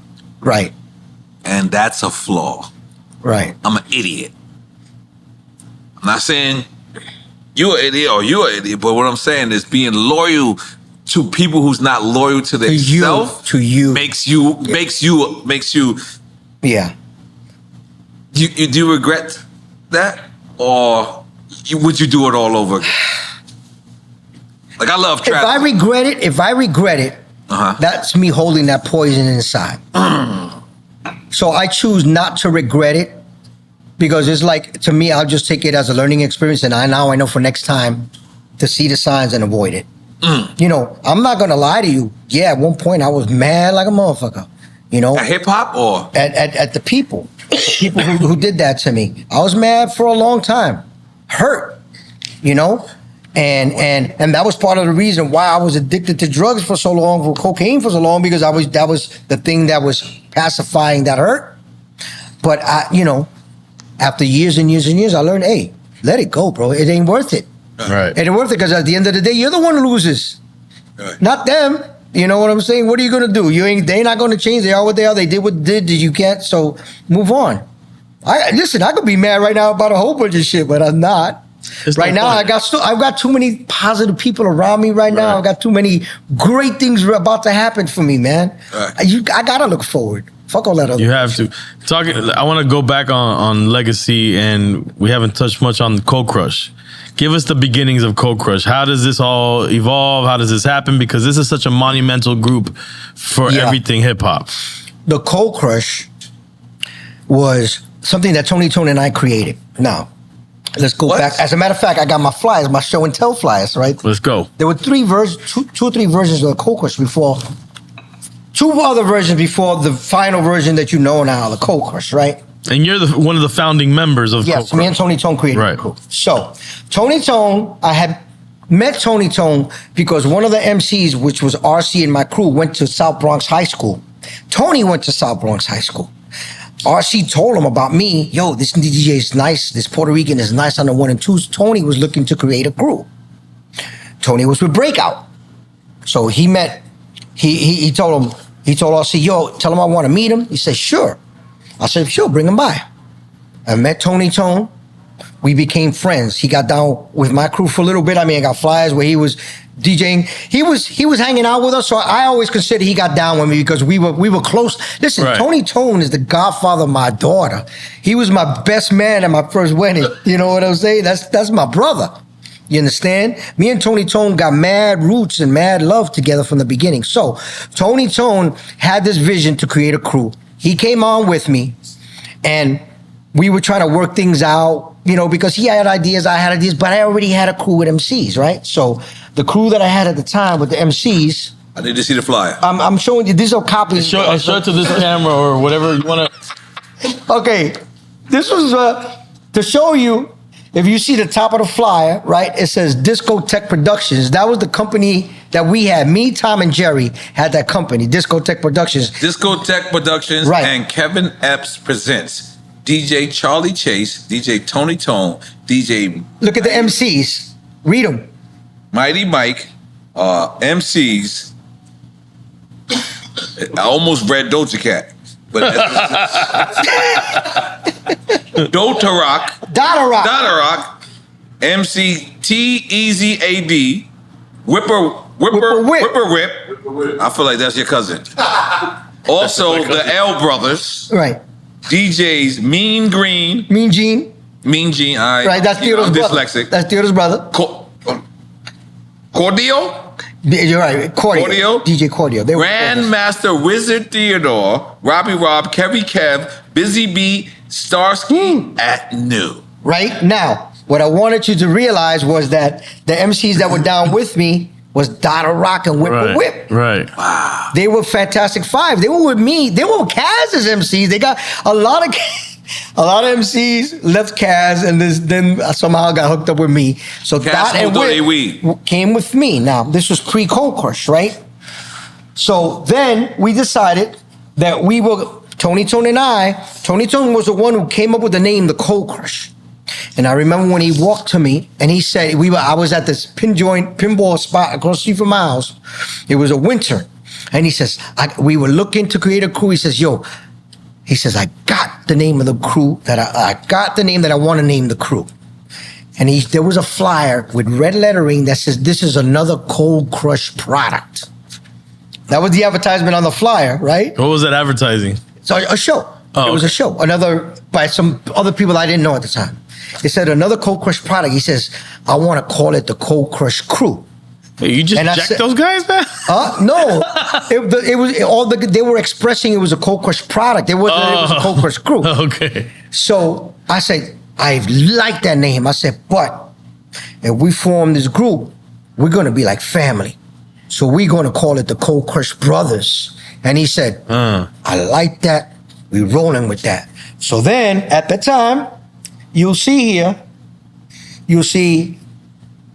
where does it say Cold Crush here? It says Cold Crush somewhere. I love that you got your notes. Right down at the very top. I'm in. Dada Rock and receipts. Whip are Cold Crush Brothers. Cold Crush Brothers. Charlie Chase, Tony Tone, Mikey Mike, November 30th. Cold Crush 4 MCs. Right. T-Bone, T-Bone, right? Donna Rock, Right. Easy A.D., Right. and Whipster. And Whip a Whip. Whip a Whip Right. to break out. And DJ Breakout. He was also DJ performing that Breakout, night, right? So that was the first version of the Cold Crush Brothers right there, right? Before that, this was me and the crew. This is before the Cold Crush. This is just me before These Tony are Tone. copies. This is not These the are original. copies, not original. Yeah, he didn't bring This the is original. me before. He would have put I ain't liquor gonna all lie over. to you, I got goosebumps this whole time. This is me before Tony Tone came into the picture. Just me and these MCs that I have formed. Now, if you know Cisco was in the movie Beach Street. He was the MC that was rhyming when the female DJ was cutting. Right. Wanda D. That was Cisco, who lived in the projects right across the street from me. And he was my first MC, and he was the one who put these flyers together. He was a flyer maker. Oh, wow. He was an artist. Let's do that. He went to art and design, and he was a supreme artist. Art and design in Manhattan. Okay. went But there. by the way, I'm so sorry. I kept handing him back the flyers. I knew you wanted to look at the flyers. So now- I apologize. I should have passed. I'm them to good, you. I'm good. I'm sorry. That was not good. This is dope, man. The fans gonna be like, N.O.R.E was hating. Look, N.O.R.E didn't even pass. He didn't the flyer. I can hear our hating ass Now, fans. I'm going to say this. It's never been said before, but this is the honest truth, right? Please. So, the reason the Cold Crush came to be was because I was always belly aching about the MCs ain't what they weren't as good as I wanted them to be. Right. And Tony Tone, my brother, was like, all right, so let's have an audition. And I'm like, great, let's have an audition. We had an audition at South Bronx High School. Now, mind you, for years I was trying to get Cass to come on board. You know, and he was like, nah, I got a crew. I'm doing this and doing that and doing this. So when we were having the auditions, I'm like, I gotta get Cass on this crew, right? So I said, Cass, Tony Tone was the one that called him to come down to the audition. Right. To come down and I said, tell him that I need help picking out the MCs for my crew, and he's the expert. And what I really wanted to do was You bring reeling down them in. so I could reel them in, right? So we went down. I picked.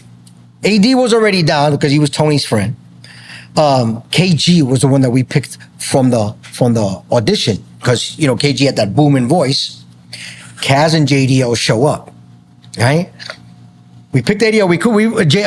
KG. We couldn't really find anybody else, so we had that. So I said, Kaz. Now this is me and my scheming. I said, Kaz, do me a favor. Let's test out the MCs. Go on there on the mic. We got 4 mics on South Bronx High School. Let's test out the vibe to see how these guys can hang, right? They get up there, and I'm like in the back. My fiendish plot is working, you know. And they go and they MC, and they're gelling. It's sounding really great. Kaz comes back, right? So I said, so Kaz, what do you think? Like that? I said, listen, man, that's when I pulled him into a corner. He say he won't remember this, but on my children, I will swear on a stack of Bibles, the conversation went this way. I told him, Kaz, I'm like, you know, I've been wanting you to get down for years now. I'm like, you see what I got? I said, I'm telling you, I have a vision.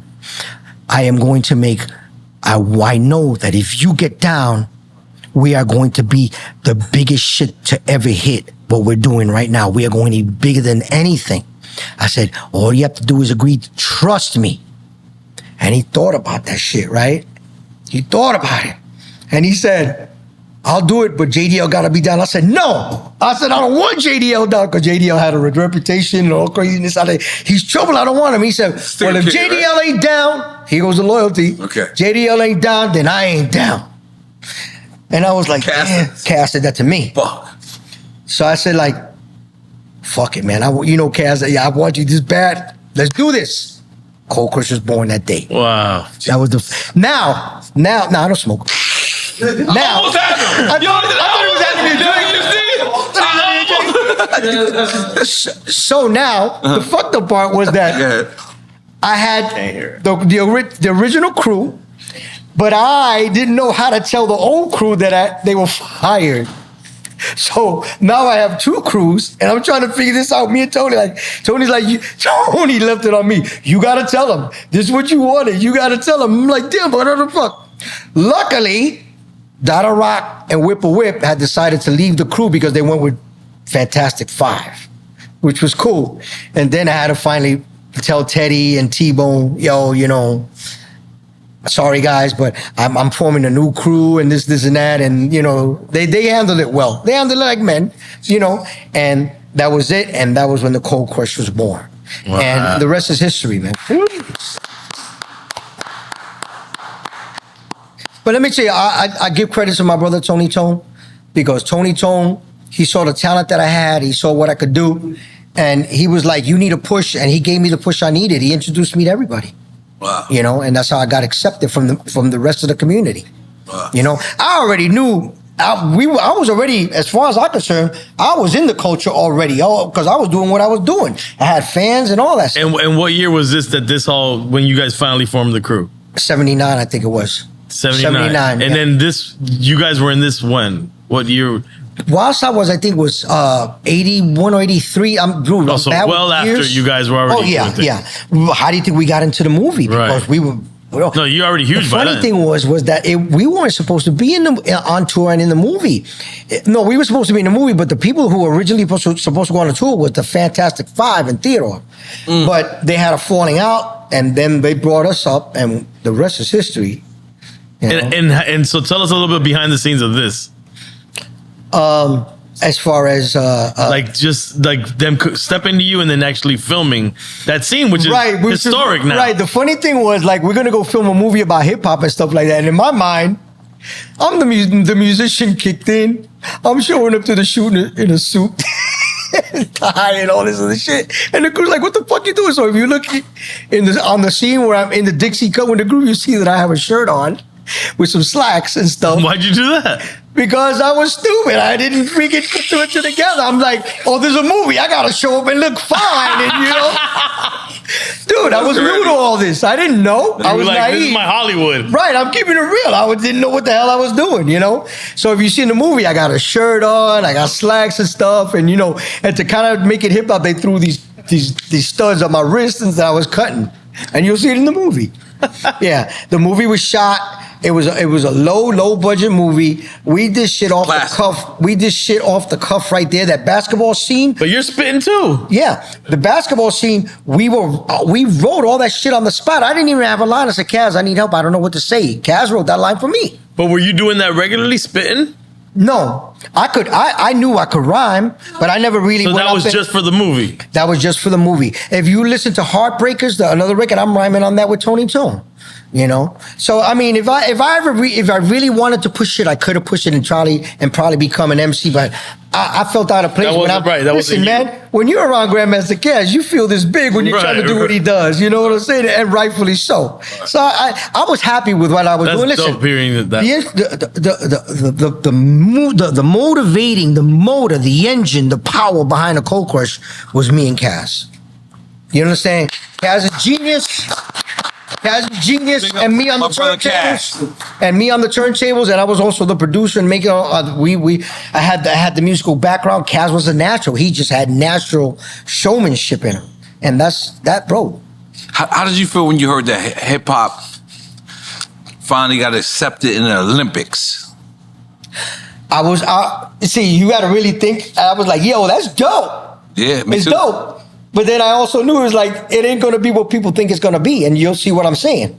Hip-hop, breakdancing is now a form of competition but it's going to be stiff and rigid. In other words, it's not going to be a DJ cutting with guys emceeing. No. Right. Like gymnastics, you have to meet a certain qualification. Right. You have to qualify benchmarks. You have the benchmarks that you have to hit. So they're gonna required now coming up is a backspin. Right. You know, like it's gonna be that's what you're gonna hear. Oh, he triple backspin. Right. Okay, you get 2 points. I definitely did not look at right it now. like He's that. going to turtle walk and he's going to go. And you know, it's like that's what's going to happen. And people are expecting to see this whole. I'm telling you, that's what it's going to be because that's what the Olympics is about. But baby steps. Hey, we got in. You got to be happy about it. You know? So I tell people, don't get your expectations too high because it's not going to be what it is. But no, my expectations was way high. Yeah, right. And mine is too because I know what the future holds. Crazy Legs came here the next week. They was like, Crazy Legs not a part of it no more. Right. Well, because the people in France are the one running it. They cut his legs. And they're worried because... Crazy. Well, he said also, they're worried about the people that are going to be able to participate or the the athletes that are going to be able to participate are going to be parents that can afford to send their kids now to certain. Oh, this is a rich thing? Like, No, just think about it though. Like the athletes that become Olympians, for the most part, are people that either have the finances to send their kids to train the way they train. Oh, I didn't know that. And that's what I think Crazy Legs is worried about for the breakdancing community. That's gonna take it away from its origins, and then people are just gonna parents are gonna be like, oh, this is an Olympic sport. Okay, I'll put Jimmy into Olympic breakdancing and we'll get the classes. sponsors because you gotta have sponsors and stuff like that. So yeah, he's right. He has every right to feel that way because that's what it's gonna be. Because it's like that with every other sport: gymnastics, ice skating, all that stuff. They all fall under. They all have to meet those parameters. You gotta have a sponsor. You gotta have training. You gotta be accepted into a team. Right. And yeah. Let me ask you. Do you like hip hop awards?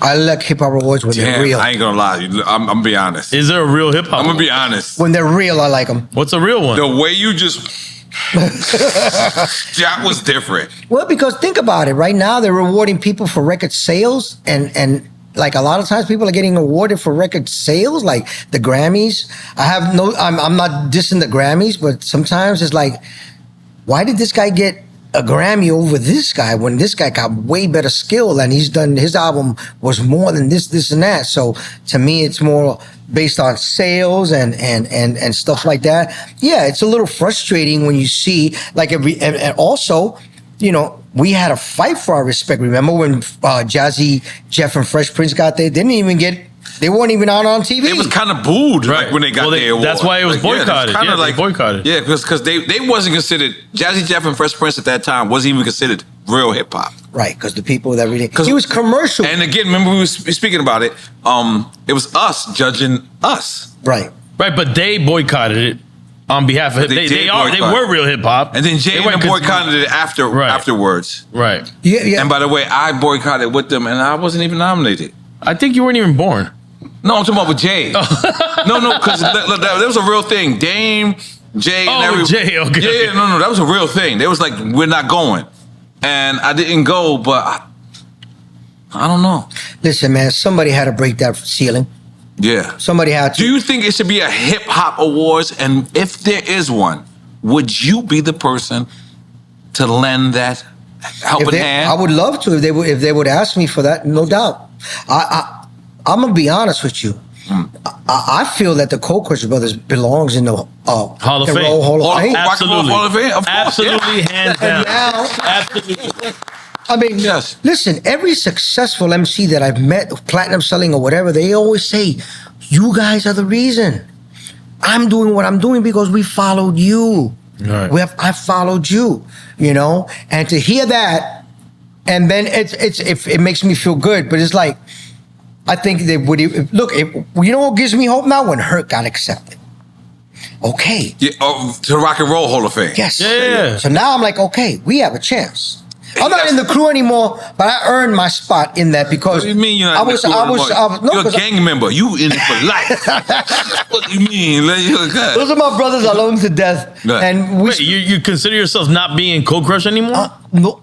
Don't In say my that. heart, I am. Take a shot. But I'm not part of the shows. I quit the crew. Right, but you started the crew. Give him a Right. shot. So I feel that I deserve any accolades like the Rock and Roll Hall of Fame because I helped put that our group on the map. Absolutely, man. I didn't leave because I was mad. I left. Just Blaze, don't go nowhere. I didn't leave because I was We watch mad. I left because I felt the group was being stagnant. They were too complacent. They were happy with what we did when I knew we could have done much more. And I decided I can't do this with y'all, so I got to go out and But do yeah, it. any accolades Cold Crush get, you have to be a part of it. Just like how when NWA and Ice Cube reached out to DOC to be a part of it, when they got inducted, they were like, yo, people don't think of you as NWA, but you are NWA. So you coming through. Right, and you are a founding member of Cold Crush. And I'm always feel part of the Cold Crush, regardless of what regardless of what. I still support them. I still big them up. To this day, I do major shows and I always give them a shout out. I always give them the credit, But listen, We were together 40 some odd years. That's a marriage. No, you can't even say them. It's you. Right. 46 years old. No, You it's guys. them because I have to. It's not anybody, one person that can take credit for what the Cokers did. It was all a collective. You understand? We did. No, what I'm saying, yeah, you as in you are part of that. I don't mean you solo. Right. You can't keep saying them, excluding yourself is what I mean. Well, when I say them in the sense that, now they're doing their thing and I'm doing mine. That's what I mean No, I by get that, that. Yeah, in that yeah. sense. And I'm always big them up and I'm always be happy for them there. But I am not, I can't be a part, I'm not a part of the group no more. I have to, unless they want to decide to start changing things a little bit more and we just kind of have to sort out things between us two, then I would consider it. But we have to start taking a step forward. I can't live in the past anymore. I got to move forward. There's so much more, Right. that You we ever can met do. Just Blaze? I met him in Puerto Rico, I think it was. Jesus. For the Rocksteady anniversary. Briefly, he was running out. Somebody told him I was there, and he stopped, walked over to me, and said, "Yo, pleasure meeting you," and he Just ran. Blaze hip hop. Yeah. I don't think Legendary. on stage. Just to be clear. Was it that way? Okay. Yeah. Yes. Jesus, man. This has I'm been so great. honored that you came and sat down with us, man. So honored to give you your flowers. So honored to tell you how much you mean. And everything that I said in the beginning, about, you being like Drink Champ's father, it's the truth. Because, That's a big responsibility. yeah, well, I'm giving it to you. You gotta pay child support, man. You got to pay child support. You ain't give us no child support. God damn it. But no, but in all seriousness, like, I want you to really know how much you are adored in hip hop. I want you to understand that this is your platform. You can come here, promote Pink Toenails if we want to. It doesn't matter. You could. By the way, Monster. Let's big up to Monster Energy. But if whatever the fuck you want to promote, you want to come here. This is your house. We really appreciate what you did because now he's super DJ guy. I'm super Puerto Rican. And like it ends there, right? But I was so excited today. Like I'll be honest, we've both. I've been wanting to meet you for a while, like Yes. just to chop it up, We've yeah. both. No, me and him both been excited as fuck because that's what we started this show for. Is to make sure that people that been in this game 10 years or more do not get forgotten. I appreciate that, man. And this is the only genre in the world that if you have 10 years or more, they say you washed up. There's not in rock and roll, they don't have a word washed up. No. And Motherfuckers damn near die on stage. The and Rolling Stones are still Mick selling out Jagger's stadiums. 900 years old. And they're still They still selling out cocking and doing stadiums. This nigga still eating blood. Nigga's like, and he's live. Where did he get that shit Vegan from? blood, though. It's vegan blood. Vegan blood? Yeah, I ain't vegan know. blood. I ain't know. But why in our culture do we even allow this conversation to even participate? To even happen? Because we have to continue to raise up these heroes and make sure that we give them the accolades they deserve and that the youth grows up looking at them the way the heroes that they are. You know what I'm saying? One of my favorite Jay-Z albums right now is 444. And he made it at 40 what? I don't even know what age this nigga was. But why we can't praise us as we age? I agree with you. Wine gets better. I agree with you. That is With the goal. time. The goal is aging. In fact, if you drink some wine that's premature, it's disgusting. What do you think? I'm not making this up. You ever drink premature wine? It's called Yakarada. It's called don't drink it. But what did they say? They say this is a Cabernet from 1844. Or you could have 1998. Maybe 19, I'm sorry. But why in our culture we don't praise each other. So I wanted to tell you face to face, man to man, you are appreciated. You are loved. Thank you, man. We got your motherfucking back, and we want to continue to support you. Thank you. Because without you, there's truly nobody in this room. No. Check. Besides, if it's not for you, there's probably nobody in this room. There's probably nobody in this room together. I know how hard it is being that oddball or the first one. Yeah. I know how hard it is. I know it. Mm-hmm. I've done it so many times, and then they tell me I'm a genius after it works. But as I'm doing it, everyone's looking at me like, you idiot. What are you doing? I brung a tight shirt kid in my studio session. He became Pharrell Williams later. But as I was doing it, everyone looked at me and said, you're an idiot. Yeah. Who is this guy? Right. Chad Hugo was there too. Let's not get it twisted. But I was the first. So when you're the first, you get shut down. Yeah. You get chastised. You get criticized. Everyone says that until it works. Right. And you not only was the first one, all documented. Right. Documented. Right. I know you say there's other Puerto Ricans that was before you. And Latinos, yeah. And Latinos, whatever, before you. But let me just tell you something. We here at Drink Champs want to give you your flowers. We want to give you your roses. We want to tell you how much absolutely you're appreciated. You are sincerely class personified. And we got your motherfucking back. Thank you so much, man. I got to listen, man. You know, let me tell you something, bro. Yes, please. I always tell people this is an important platform because you guys just don't talk about hip hop. You bring in NFL athletes, NBA athletes, politicians, people from all walks of life that matter, that people need to hear, that people you feel that you feel is important. This is an important platform. Now, my crew will tell you, I don't do interviews. I stopped doing interviews years ago. EFN reached out to me 2 years ago. Right. 2 years ago, he says, "Yo, we've been stalking. Whenever, nah, you ain't even. No, we've been stalking you. Go ahead. No. EFN says, "Yo, we would love to have you on Drink Champs. Just let us know, and we'll fix a slot for you." Yes. And for years, I didn't want to do anything, you know. And this time around, with all this controversy and everything, and I turned to my crew, I had a conversation with them, and I said, I think it's time.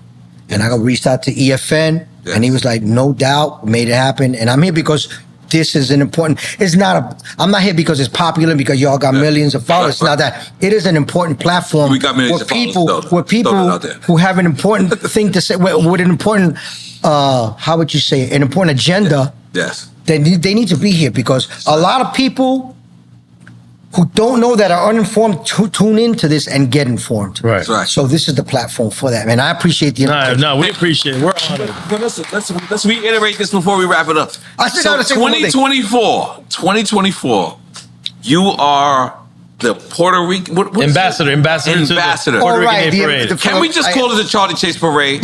No. I've been lying to my people all day.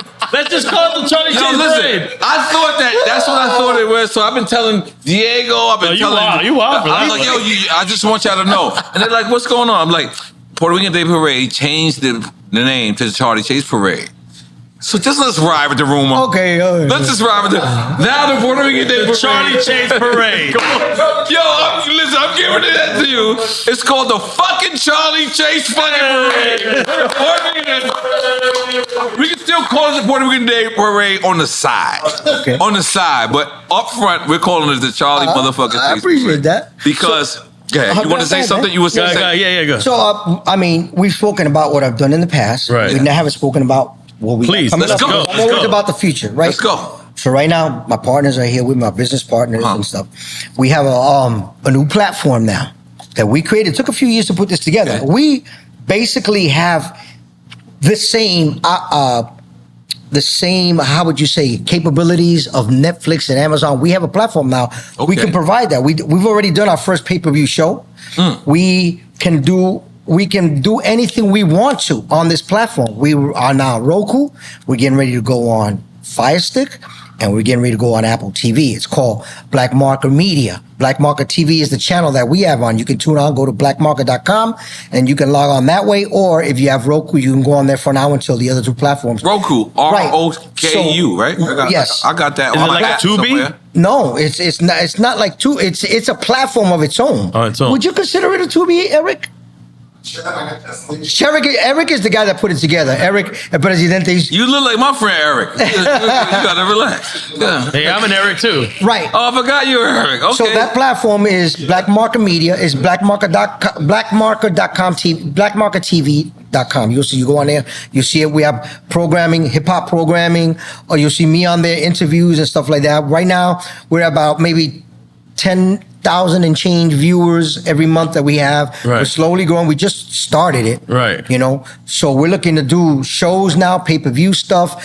But our platform is so different that if you have a business and you want to have a meetings, a Zoom meeting style, that's like, you don't need Zoom. You can do it on Roku. You can do it on Apple TV. You can do it on a Fire Stick. But what's your platform called? Black Marker. It's Black Media. It's Black Media Television. It's Black Media is the name of the company, but the channel is Black Marker TV. Okay. Right? Black Marker, like Magic Marker. Right. We got that happening right now. This is blowing up for us. We're getting ready to do that. Dope. So this is the future for us. This is going to be big.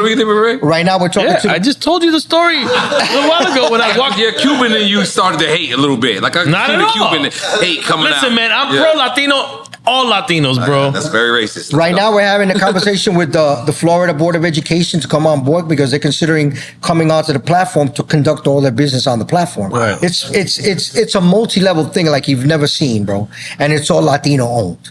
You know what I'm saying? We're pushing that forward right now. Right now, I'm also producing for